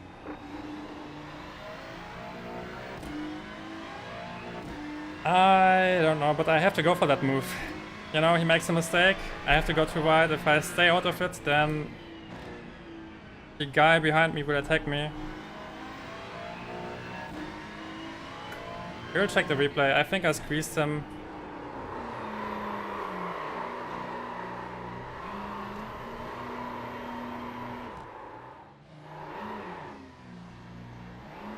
My front left is broken. I need to be careful in right turns.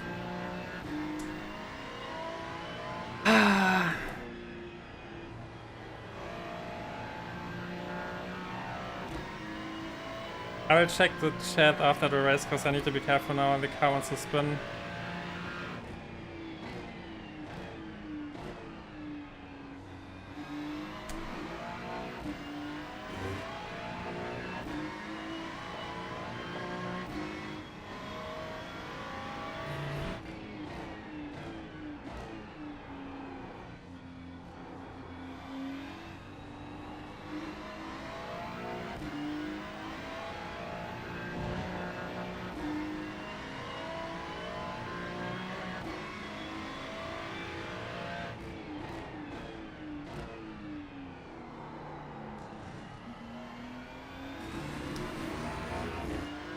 Okay, at least we finish without losing too much safety rating, I guess.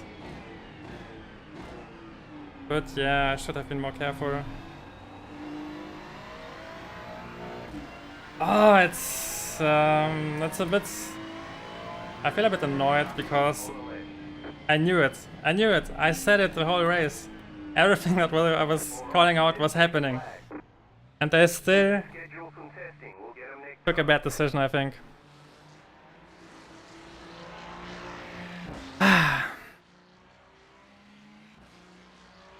Why the F is someone driving like that? You can test drive them during downtime. I had to, okay, you were talking with each other. I don't get why people just can't back out of anything and give the position method and crashing out. Now the tires are toasted. Yeah, it was the race of his life. I mean, it's a high number and a high split. He wants to fight for every position. He's barely keeping the car on track, making mistakes left and right.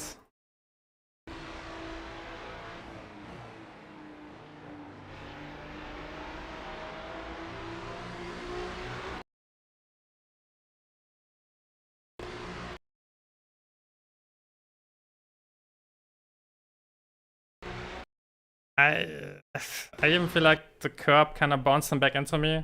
Because if he sticks to the line, there's enough space, like...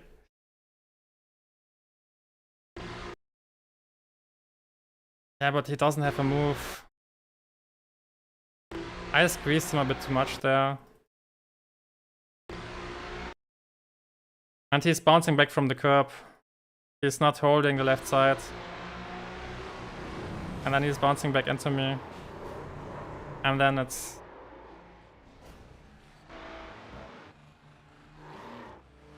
And then he DCs. Yeah. I should have left him more space. But the reason why I didn't want to leave him that space here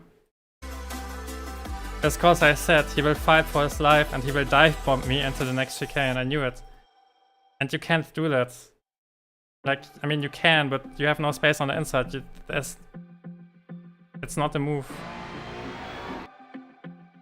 And I wanted to prevent that dirty situation and kind of make clear that I'm ahead. So yeah, I should leave him more space. That's on me. Because I expected it that way.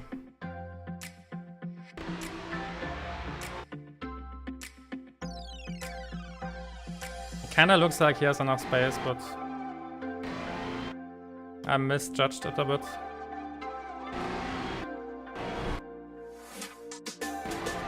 And he's also, yeah, he's coming from the curb and then he's driving to the right, but I can't expect perfect driving from my opponents, especially not after reading the track before. And knowing that this would happen. Bummer. He stuck his nose back in, he knew he didn't have it, it's 100% his fault. Show his cockpit, yep, sure.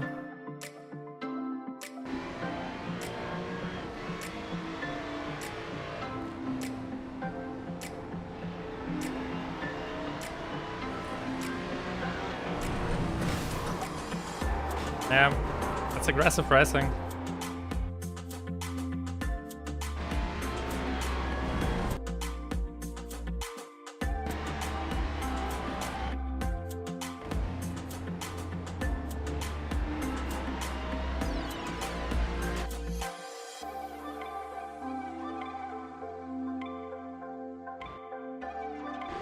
He's barely holding the line. You can see the car jumping around when he's on the brakes here. And then you see his understeer, he's fighting the understeer, he's losing the car here, and yeah, it's just aggressive racing. I knew it. I mean, that's what I called out. That was intentional. Not arguing against that. I mean, he went for the aggressive move in the battle.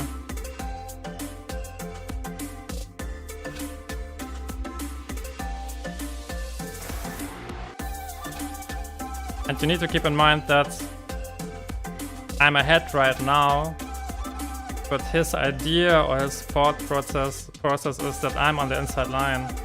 And in a way he's right, because I'm driving 172 and he is 2 km/h quicker than me. Because he has the outside line and he has more speed. So he has a slight advantage, and that's why he stayed on the outside and didn't lift.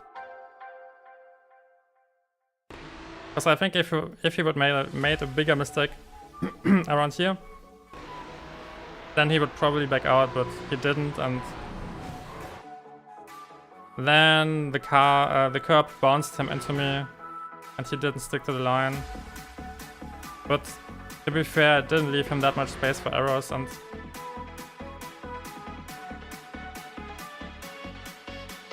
yeah.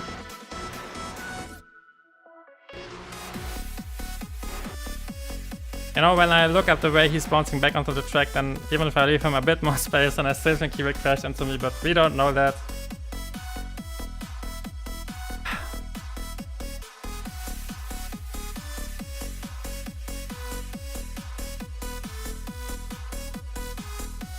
Let's take a look at the steering wheel.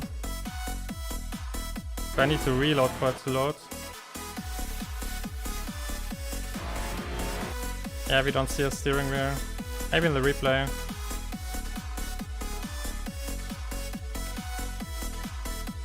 You can load the replay again after quitting. Yeah, but still, I mean, I knew it. I said it the whole race. I still think I need to go for this, because he makes a mistake and that's my opportunity. I don't think I made any big driving errors. I also had a decent line into this turn. I had a good exit apex.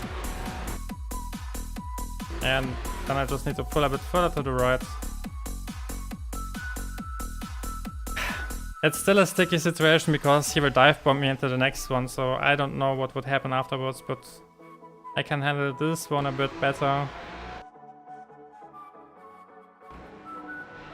And if I'm a bit closer here, then I'm also ahead when he's making that mistake, so yeah, let's take a look at the replay with the steering wheel.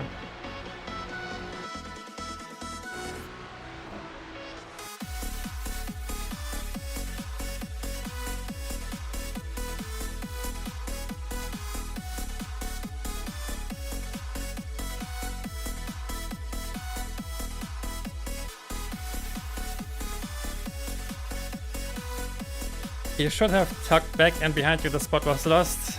Yes, that's what he should do. But he doesn't have to. You know? And he didn't. And he doesn't have to, so I can blame him for not doing that, but at the end of the day, he can do that if he wants to. So he's not thinking long term about safety rating and iracing. Yeah, but he doesn't have to. And that's why I'm mad about me and more annoyed about my decision than about his, because I saw it coming. I knew he would fight, I knew it would happen. I had to go for it. I need to leave him more space and just see how it plays out into the chicane. Because let's be fair, he will make the mistake anyway and he will do another one again. There was no way he would finish the race without any mistakes. And the way he was driving was crazy, and he barely kept the car on track, so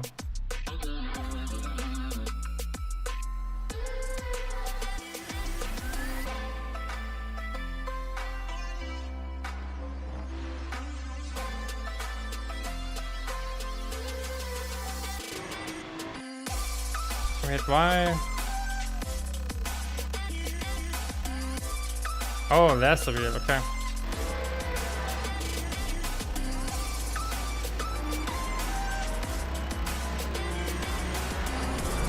Yeah, he's not really turning into me. That's the curb that's bouncing him into me. He's not turning. It's his exit on the curb, and he gets off the curb, and then the curb bounces him into me. That's not. It doesn't look intentional.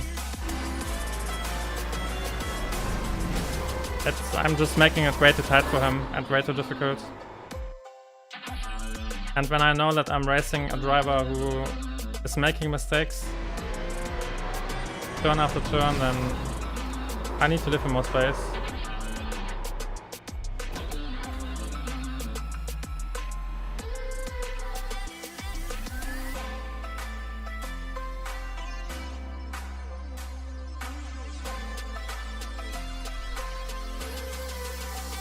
Okay, let's hit the next one. Oh wait, did we lose any points? Yeah, I mean, of course, we lost points, but how many? 54. Yeah, it's okay. It was a solid one, but yeah. I knew it was gonna happen. Next time I will leave more space.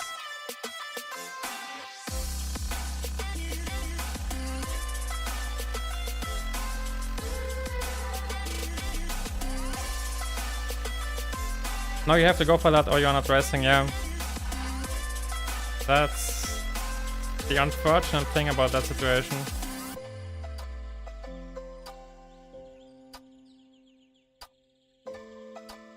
If you pass me, we both crash. I hate that. We don't know what would happen if I leave. Okay, we know what would happen if I leave him more space. We will go too wide into the chicane, and he's on the inside. And he will, like, the next thing I would expect is he will try to squeeze me out. So if we go too wide into the chicane, I would probably, from the get-go, try to go around the curb and take the slowdown. I think that would have been my plan, because I wouldn't trust that guy to go too wide with me into the chicane. Or I would brake hard and let him just, you know, drive somewhere. Because there's no way he makes the chicane on the inside. And then I would brake hard and kind of stick to the inside, because then the car behind me can't attack me. And hope that he makes a mistake and I just can get a clean run out of the chicane.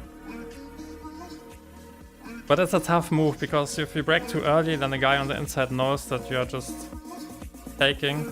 So yeah.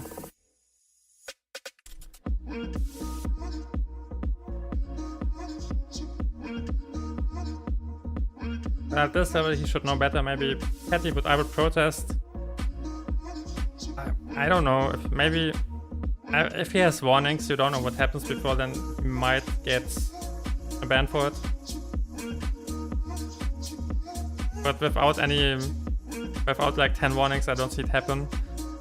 And personally, I don't protest anything that's not malicious, because there are many new drivers, many aggressive drivers. There are many people who are just doing rookie mistakes. I think that was a rookie mistake, because he was clinging to the position and not managing his race. So yeah, I won't protest that. But it might be protestable. Like Master Fernando Alonso said, you always have to leave space, always. I left space. But I left, you know?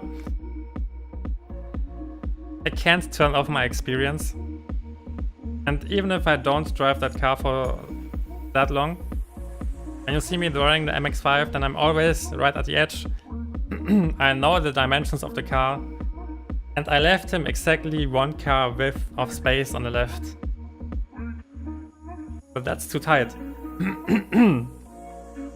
Because then I pretty much expect him to drive perfectly, which is impossible. Especially on this MMR. Like if I would drive against 9k drivers, then you can probably do it. But if you're driving against someone who has the highest number in a top split, or one of the highest numbers, then that's a pretty bad strategy from me to push him. The reason why I did it was to make it obvious to him that it's a bad move, that it's my position. I wanted to put my elbows out to make it clear to him that there's no move. It didn't work out. I should have known better because I called it before that he will fight for his life, so yeah. I wish iracing had driving school lessons for these things. You get protested, you sit through a class on driving. That would be funny. You left him plenty of space, you should have backed out of it. Yeah, plenty. It was barely fitting. You should have left it, you did nothing wrong. You can do everything right and still crash out. So I'm just trying to learn a few takeaways from this, and my biggest takeaway is to realize that even if I make it obvious, high number drivers might still stick to that move. I need to keep that in mind. Next time I will leave him more space. We will go too wide into the chicane, which is another stupid idea.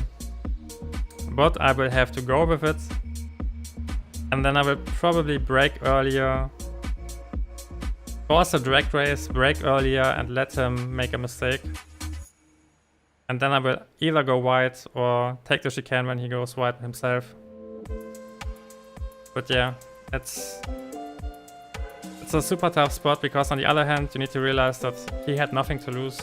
Or not that much to lose. I mean, it was car number 18, he could only win that race and he wanted the best possible outcome. His spotter had to let him know you were there, he could see you, he just refused to let go. Yeah.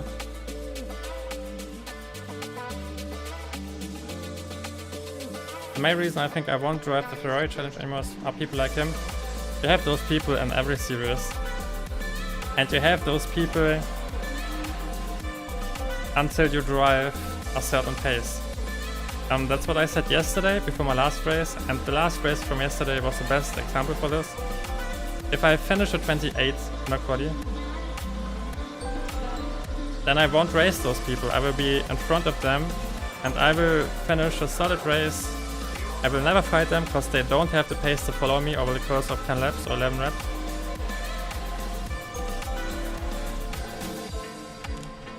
I'm sorry.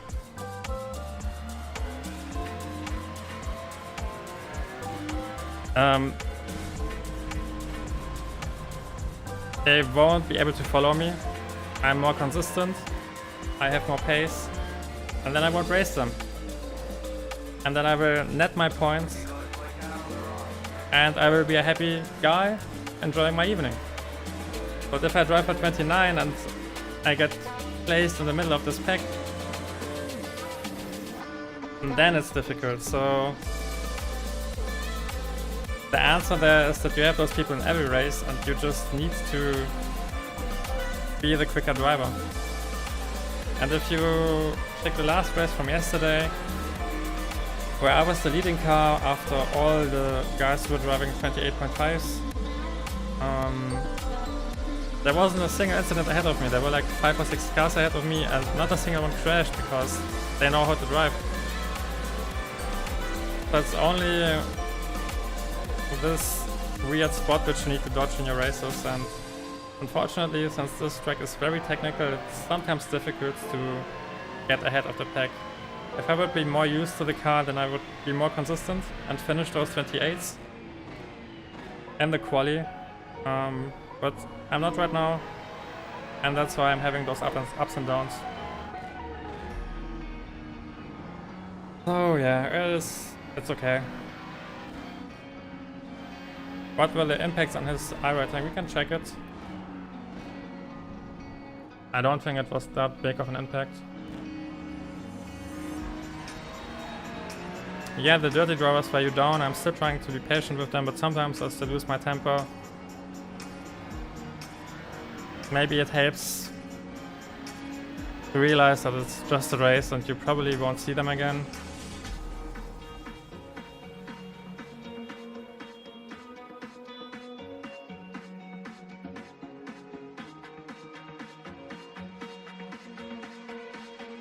That was the car number 18. He lost 56 points, but you know, it doesn't make a big difference. Because if he's having that pace, then he can easily gain 70, 80. He gained 80, so if he finishes a race like he did, then he gains 90 points or something, maybe even more. So it doesn't impact him if he has a bad race in between. It's just... it's annoying, but it's not the end of the world when you know that you can gain 90, 95, 100 points the next one. I think Zolder is a very bad track for fair racing. I don't think so. I think it's because it's a very technical track. People are not going for every gap. If you have easier tracks like, I don't know, name an easy track. Monza. Let's say Monza, because we are only driving on straights. People will go too wide on every straight, on every opportunity, if they can and if they are not saving fuel. And that's something that you don't see here, because people are always considering the risks of the next braking zone, the next curb. So overall, I felt like the races are less aggressive than on different tracks, which are more forgiving. You can't go wide here. You will always get a slowdown, you might break your car, you hit those stupid sausage curbs and your car will get lifted up into the air. Those are all risks which you don't face on other tracks.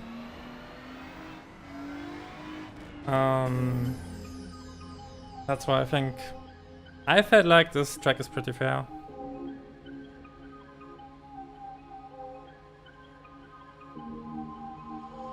In the lower splits they dive on every chicane. Okay. I am not aware of that. But yeah, then it's kinda dirty, I guess.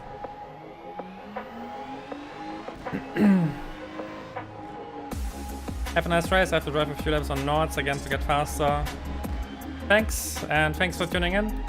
I hope you enjoyed it. I wish you good luck on Nords and also a good race next weekend. I think it's next weekend. Hope you get a good result and get used to your pedals.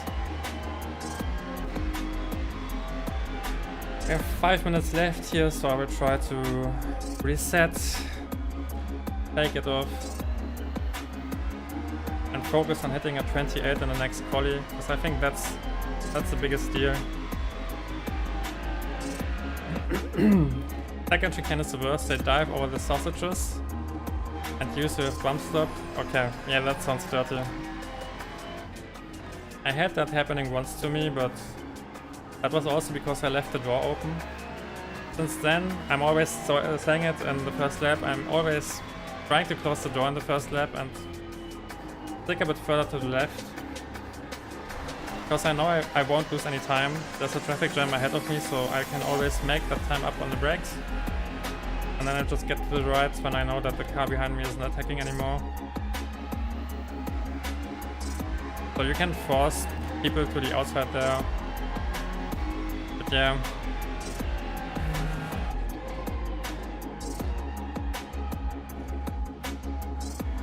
Yeah, it's probably not that enjoyable in lower splits.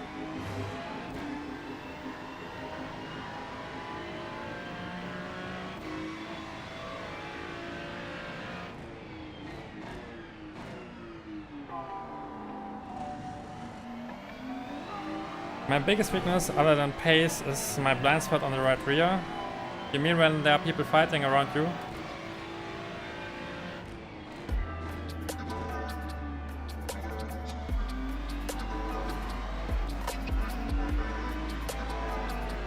Yeah, I know what you mean, because lower rated drivers usually tend to stick their nose in when they have no chance.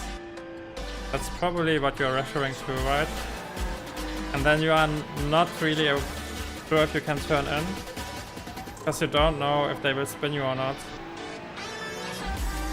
That's also something that I see in the MX-5 series quite often when I'm in a top split that's not stacked and there are a few lower rated drivers who are not as experienced. Then they try to dive into those spots. Yeah, or diving in, yeah. You just need to... So there are two ways to deal with it. The first one is to block the inside and defend it early. That way you prevent it, and you need to be a bit more defensive than usually, because there are drivers who will go for every gap. And then you can prevent that from happening. Or you take a wider line and just expect that car to be there.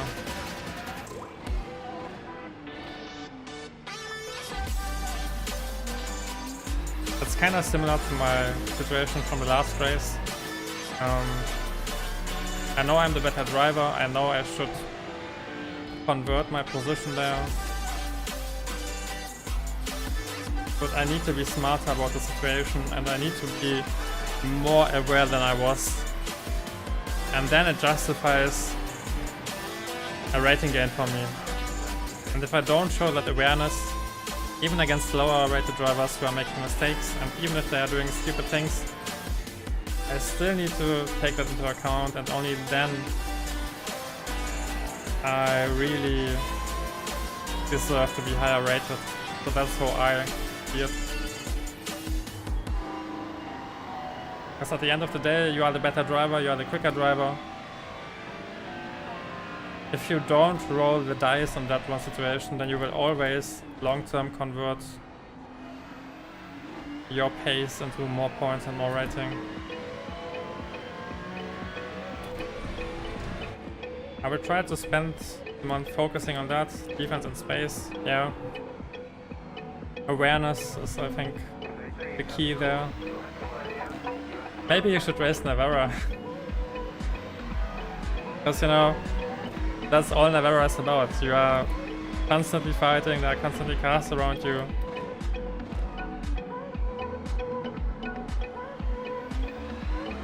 I say it partly as a joke, but it has some merit.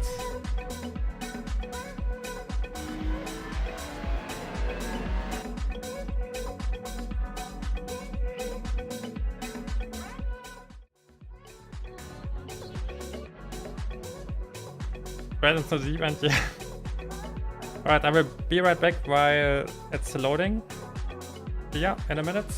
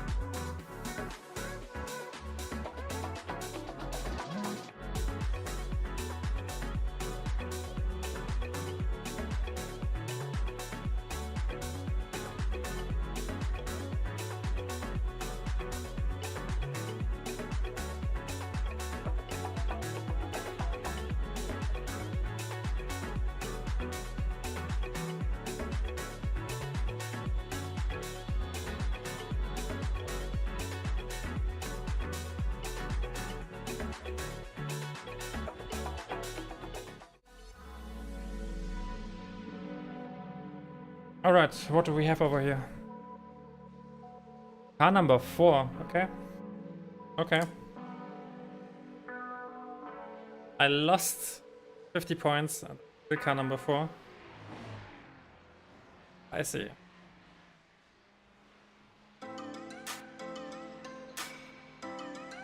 So we need a 28 now.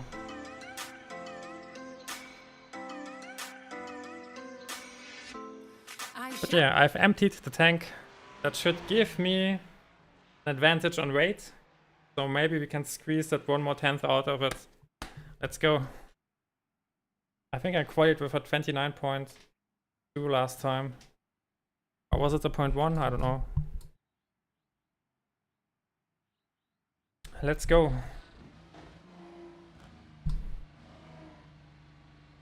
Cables.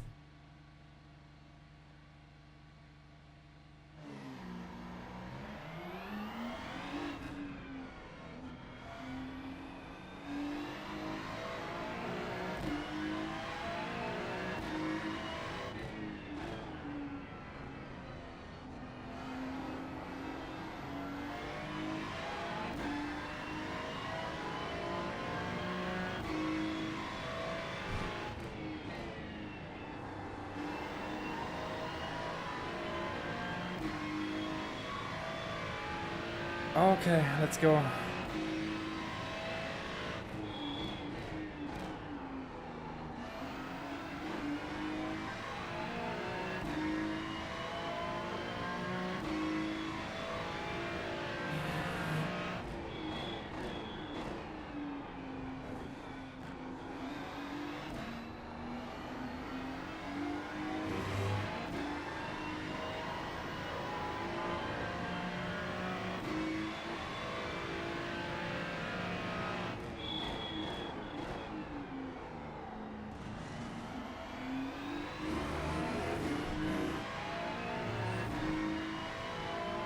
"28, I want you right now." Green, green, green.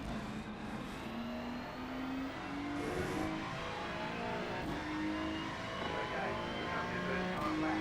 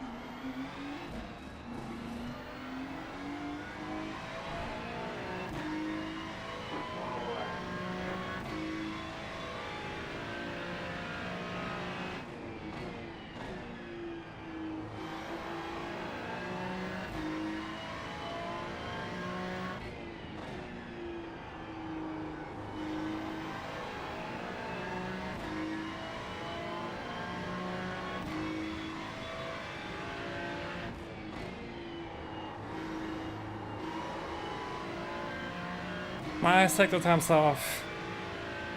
But I don't need them, it's okay.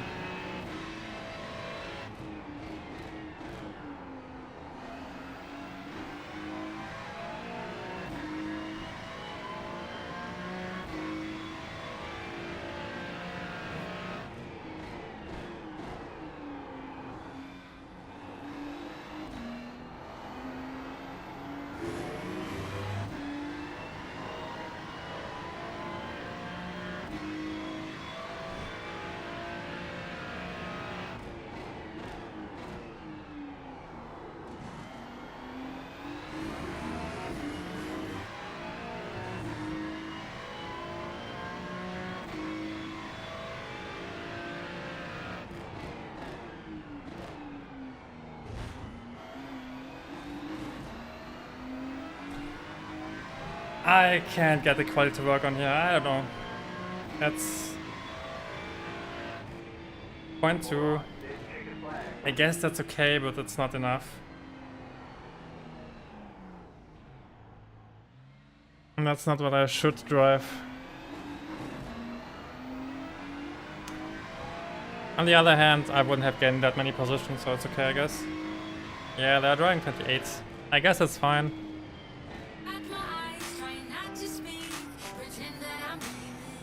Sorry, I stepped away for a drink. It's okay, I was away myself.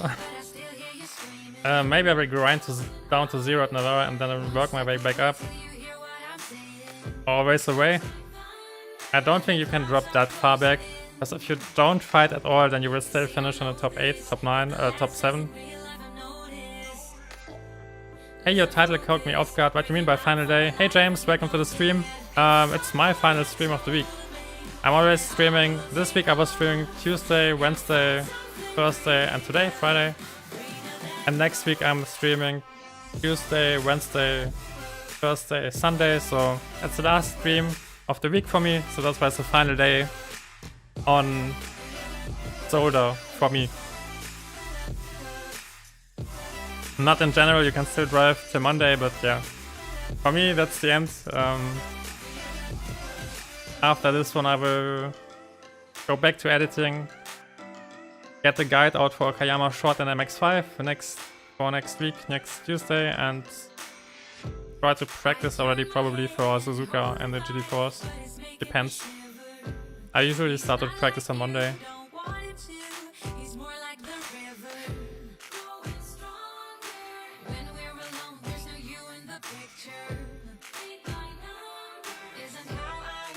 So yeah, this is my 12th race this week. Wait. Yeah, number 12. So.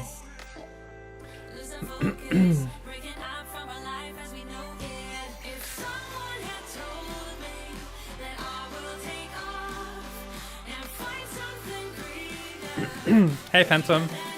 Crazy that GT4 is only 7 to 8 seconds slower than GT3. You can't gain that much time. I mean, the only spots where you can gain time are the first 3 turns. Because in the slow turns, GT3s don't have an advantage there. You have the sausage curbs, you just slow down and go through them, so makes kinda sense.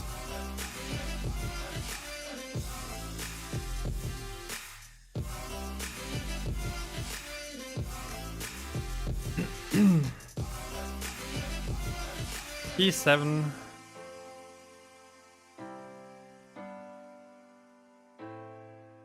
But there's a big difference in pace, so I should be kinda okay.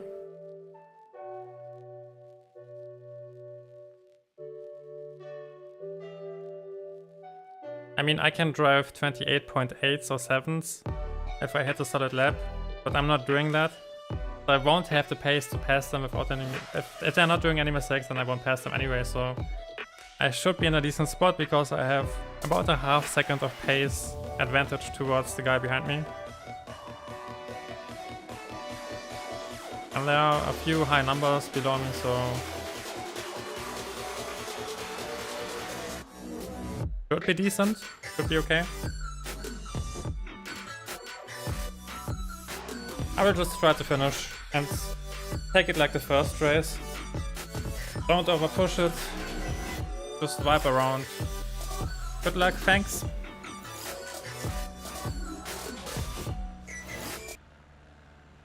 Just vibe. Finish consistent laps. One lap to green. Line up on the left side. And enjoy the race. Yeah, it's only 2.3k as well. That's why the pace dropped off that drastically. Fighting for the podium, yeah, maybe. Next time.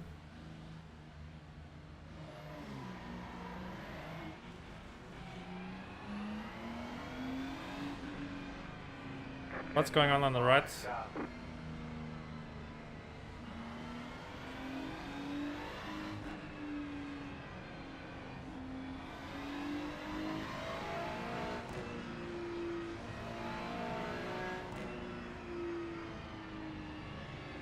Come on, man, hold your line.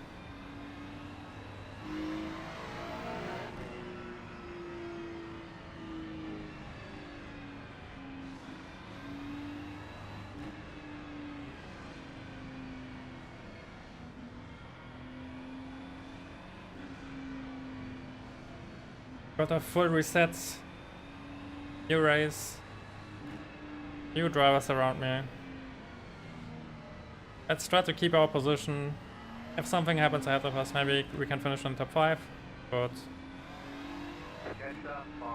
I think the key in this one is just to stay consistent, avoid any unnecessary risks.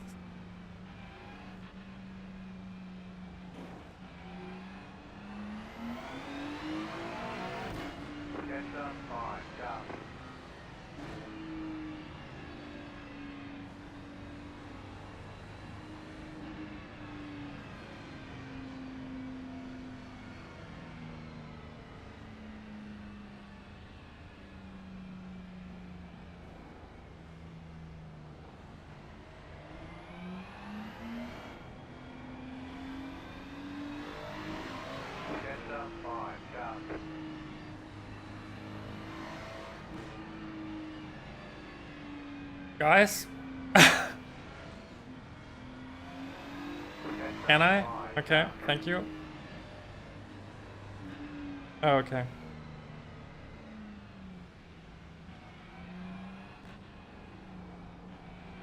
Not exactly what I want to see. But let's focus. Third race.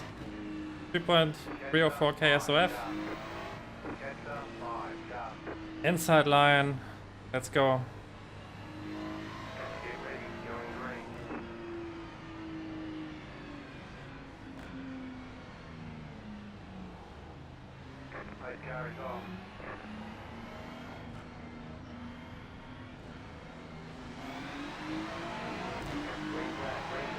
I think I managed to start pretty well.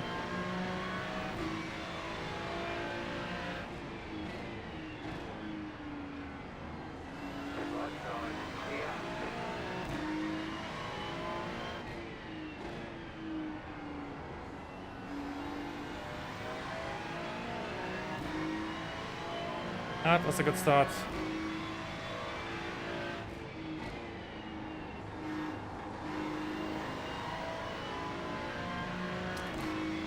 Oh, that's... I won't attack him.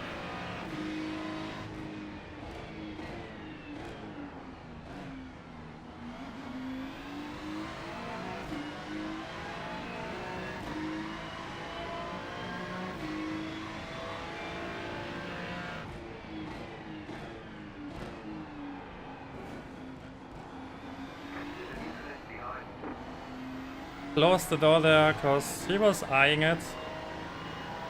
But that's what I meant, that you sometimes need to close the door on people.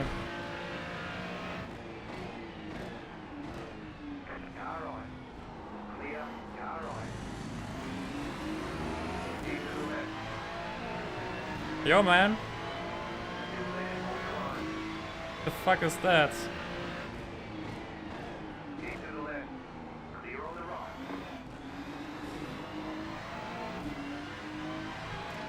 That dive came out of nowhere.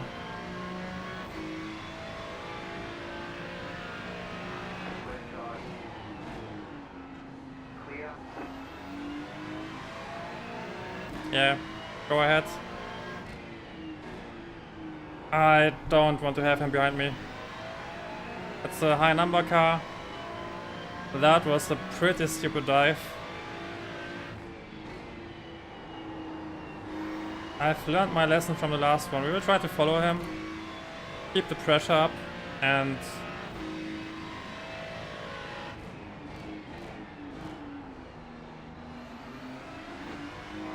see what's in it for us, because there's no way I can keep him behind me for 10 more laps like that.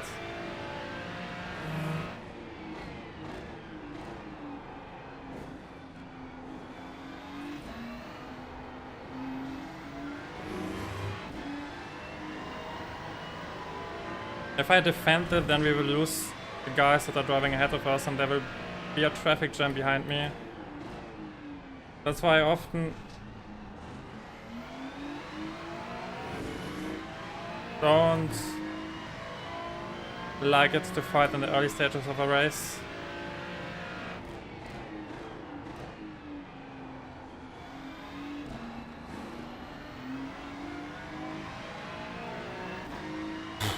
Okay, we got P7, I think.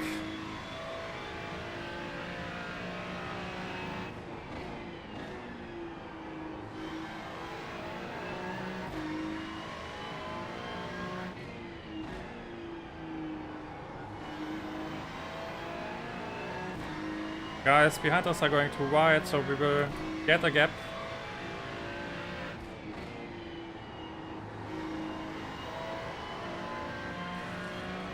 I'm in a good spot, I can manage this race. They are still going too wide.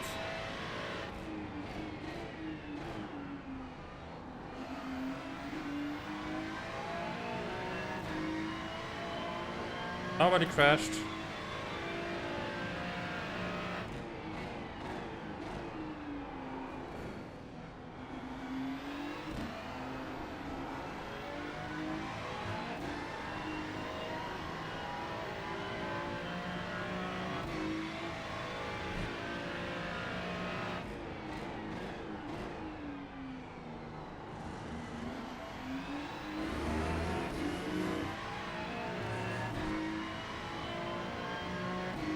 Not sure why he's going to the left there.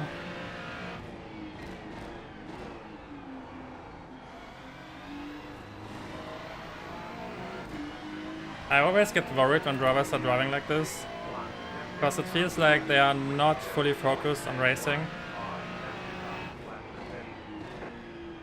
You can tell that they relax and then they focus again for the next turn, which is usually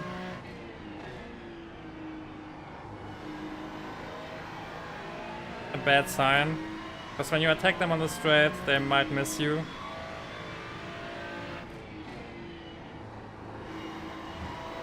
But now I dropped back a bit. Oh, I need to close the gap.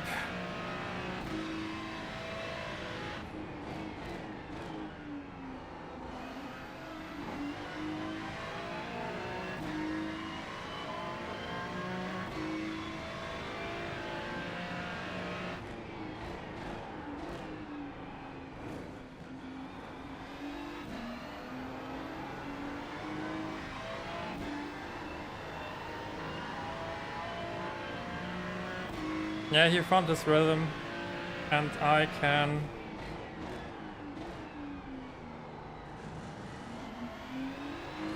still follow, but I'm not hitting the 28s.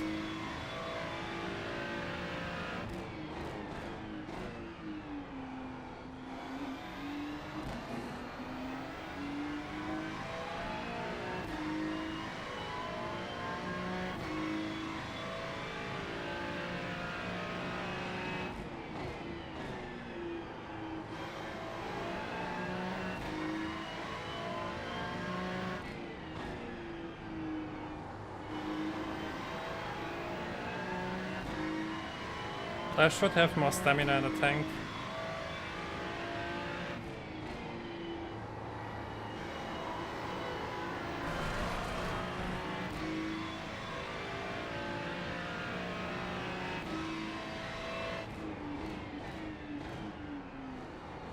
Okay. SpaceX would be proud.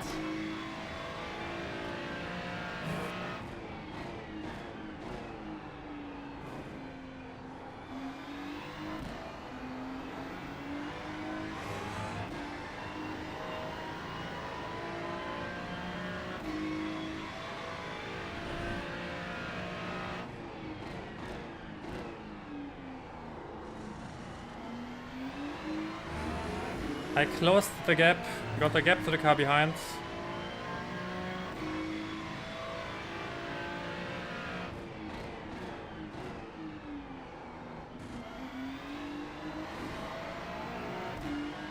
Now I need to bite him, now I need to keep my pace up and hope that he crumbles under pressure.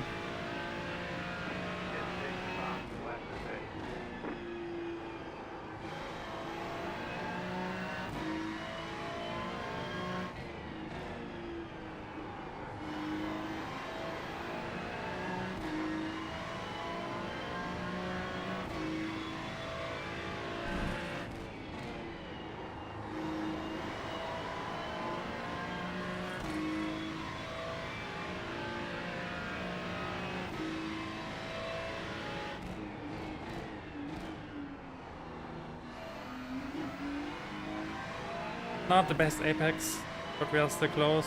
Guys behind us are fighting again.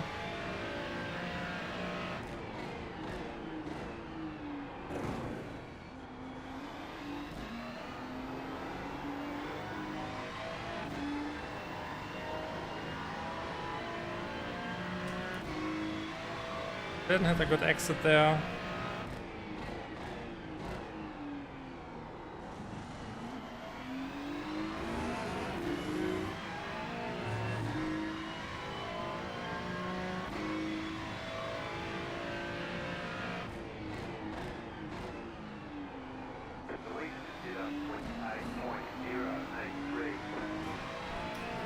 Yeah, it's a bummer that I messed up the quali again. It makes such a big difference on this track.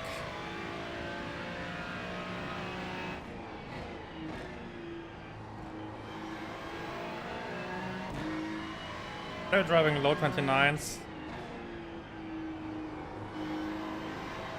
But so does everyone else around me.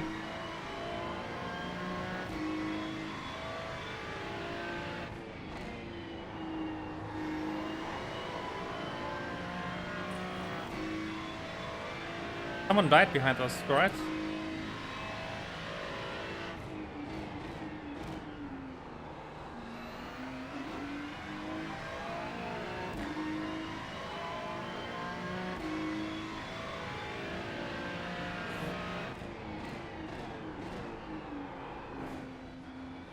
Might be a slowdown.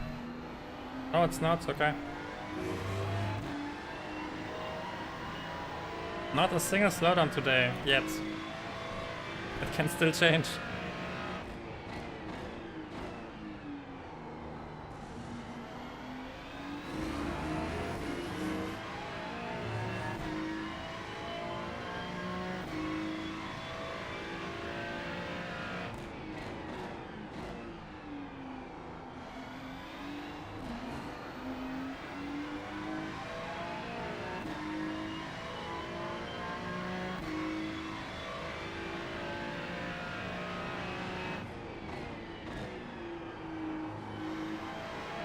Yeah, but he's solid.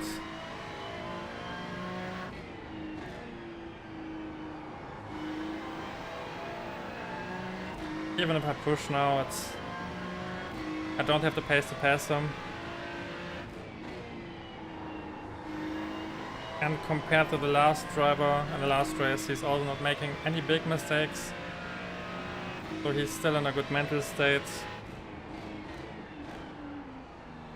And that's why I don't think that I can force anything here.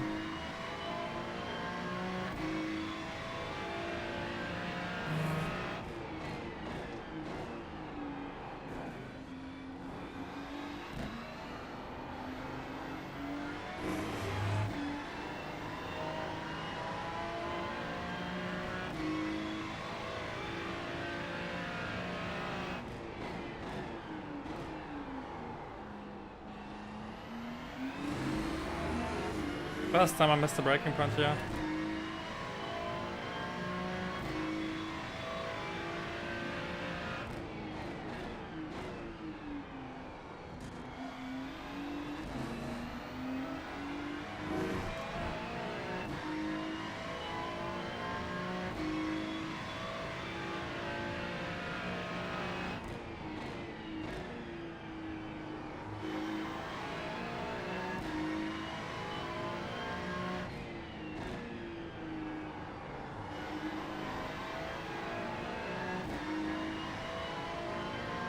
Yeah, I think we are chill.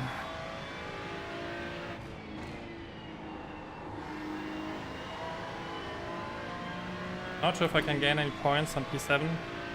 Yeah, I should.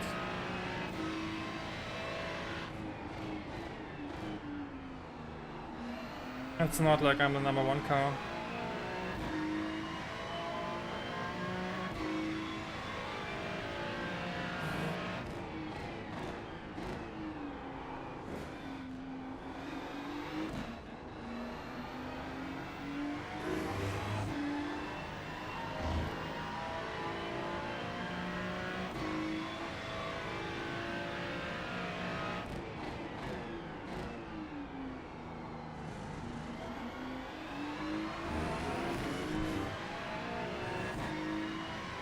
2 more laps. Oh, guys ahead of me are fighting.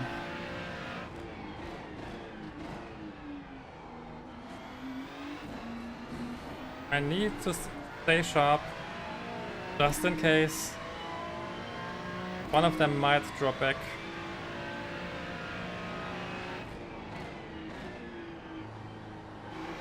And if that happens, then I want to be in a good spot.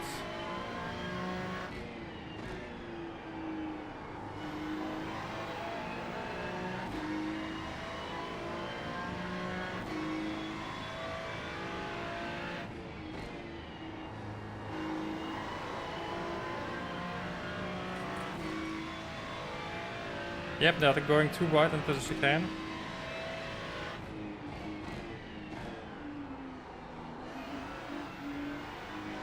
Still going too wide.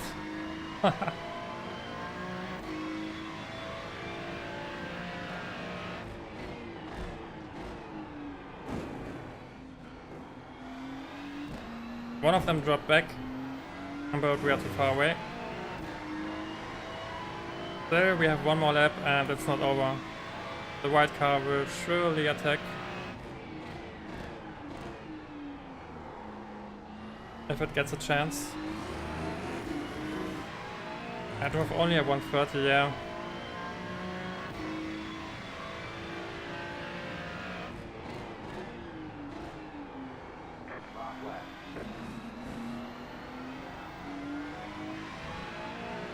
Come on, one more.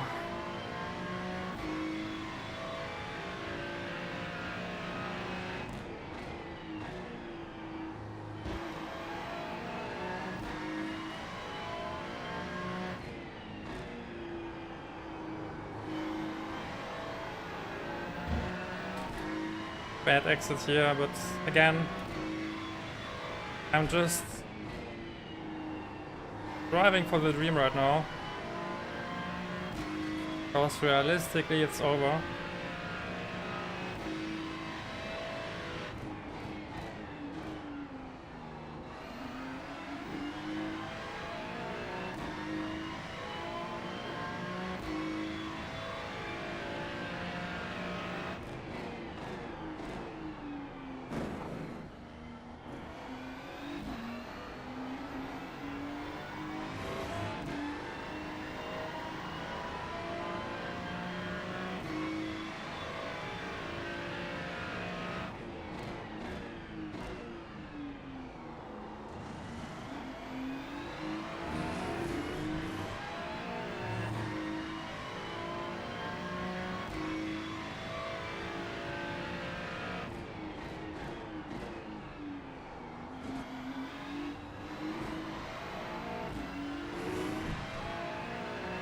P7, but you know what? After the last race I take it. I had to lick some wounds and just recover, and we managed that. It wasn't the best quali, but we gained some points back. We still finished the day with a plus, I think. Let's take a look at the incidents. Because something happened behind me.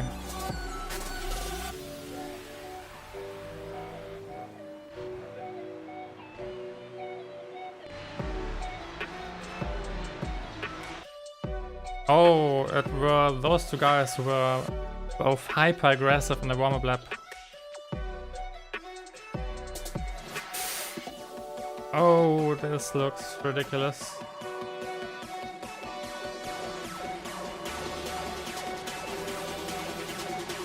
Nobody died. Yet, still everyone survived.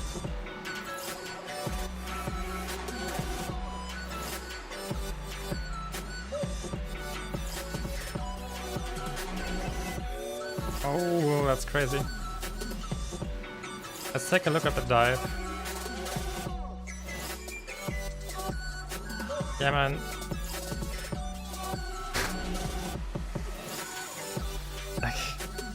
I'm sorry, but you can't do that. That's BS. The only reason why he gains that position is because he bumps me. He has no business in being there.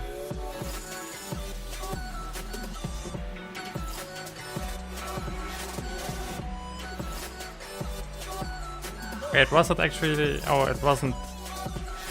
No, it was. You were attacking into the next turn. Yeah, that's BS.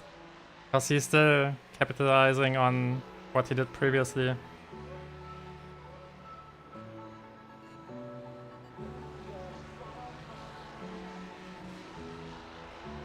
Yeah. It's whatever. I mean, he would have bumped me anyway, I guess. He had solid pace. We were nearly equally quick. He was driving 28. I was driving similar times. At the end I dropped off. But yeah, overall, it might have been better that he passed me sooner, better than later.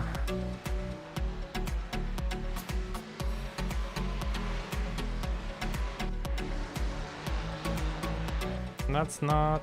Oh. Oh wait, what? It wasn't over? It looks over.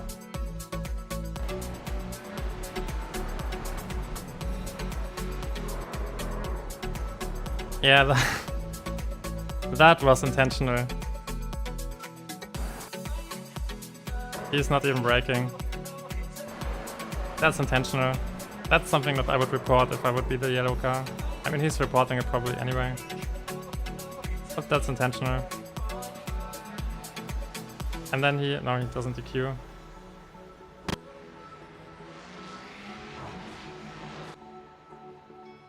Again him.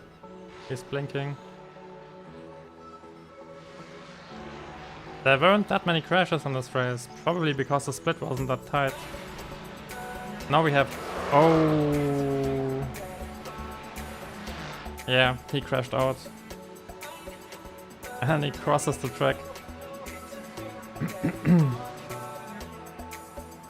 And that was the fight at the end. So yeah. Let's see how many points we got.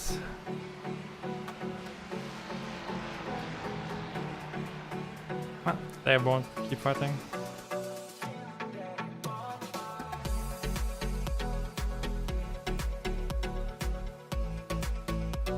I think overall it was a good day. We had one bad race. I saw it coming. So, yeah. But the others were decent.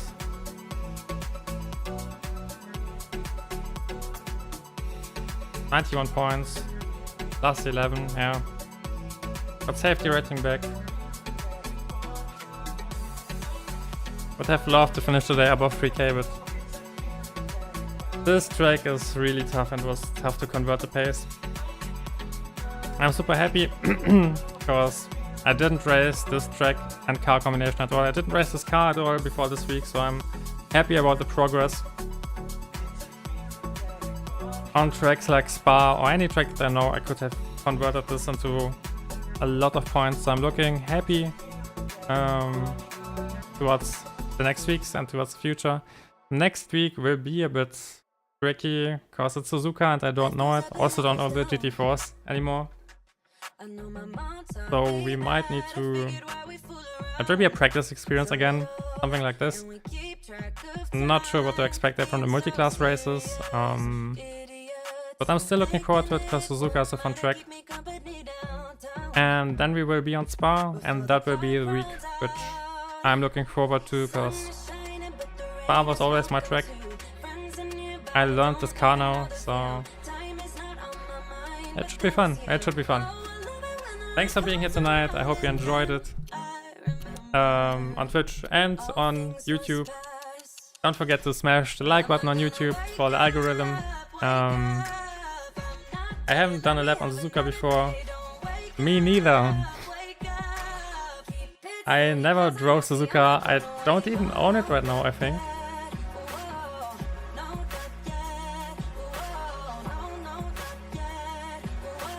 Yeah, I don't even own it right now, so I will buy it and drive it for the first time. But I know it from other games, so it's fun, I think. I will only need to adjust to the car and track, but in a nutshell, that's already what I did for this week, so I'm not too worried because Suzuka is easier than those curbs on Zandvoort, on Zolder. So yeah. not too worried about the challenge. Multi-class might be tricky because I think one of the series is a multi-class series. But even then, it can't be worse than Nevera, and that's the only alternative I have, so I will happily take everything that's being offered to me. Thanks for sharing the insights. You're welcome. That's my biggest goal, not to only drive, but to also share my thoughts and just take you on this journey with me, because there's a lot going on when I'm driving, and I'm trying to share everything. It's becoming better and better every week, because I'm not used to streaming that much. Now I can talk again and drive at the same time. I had big issues with that when I came back a few months ago. So I'm happy that it's also evolving there, and yeah, looking forward to the weeks. Have a great weekend. Thanks, you too. And I will be back next week on Tuesday, starting at around 8 CEST or 6 GMT on Twitch and on YouTube, wherever you prefer to watch. Have a good one. I wish you a nice evening and a nice weekend. And good luck for your next races. Goodbye.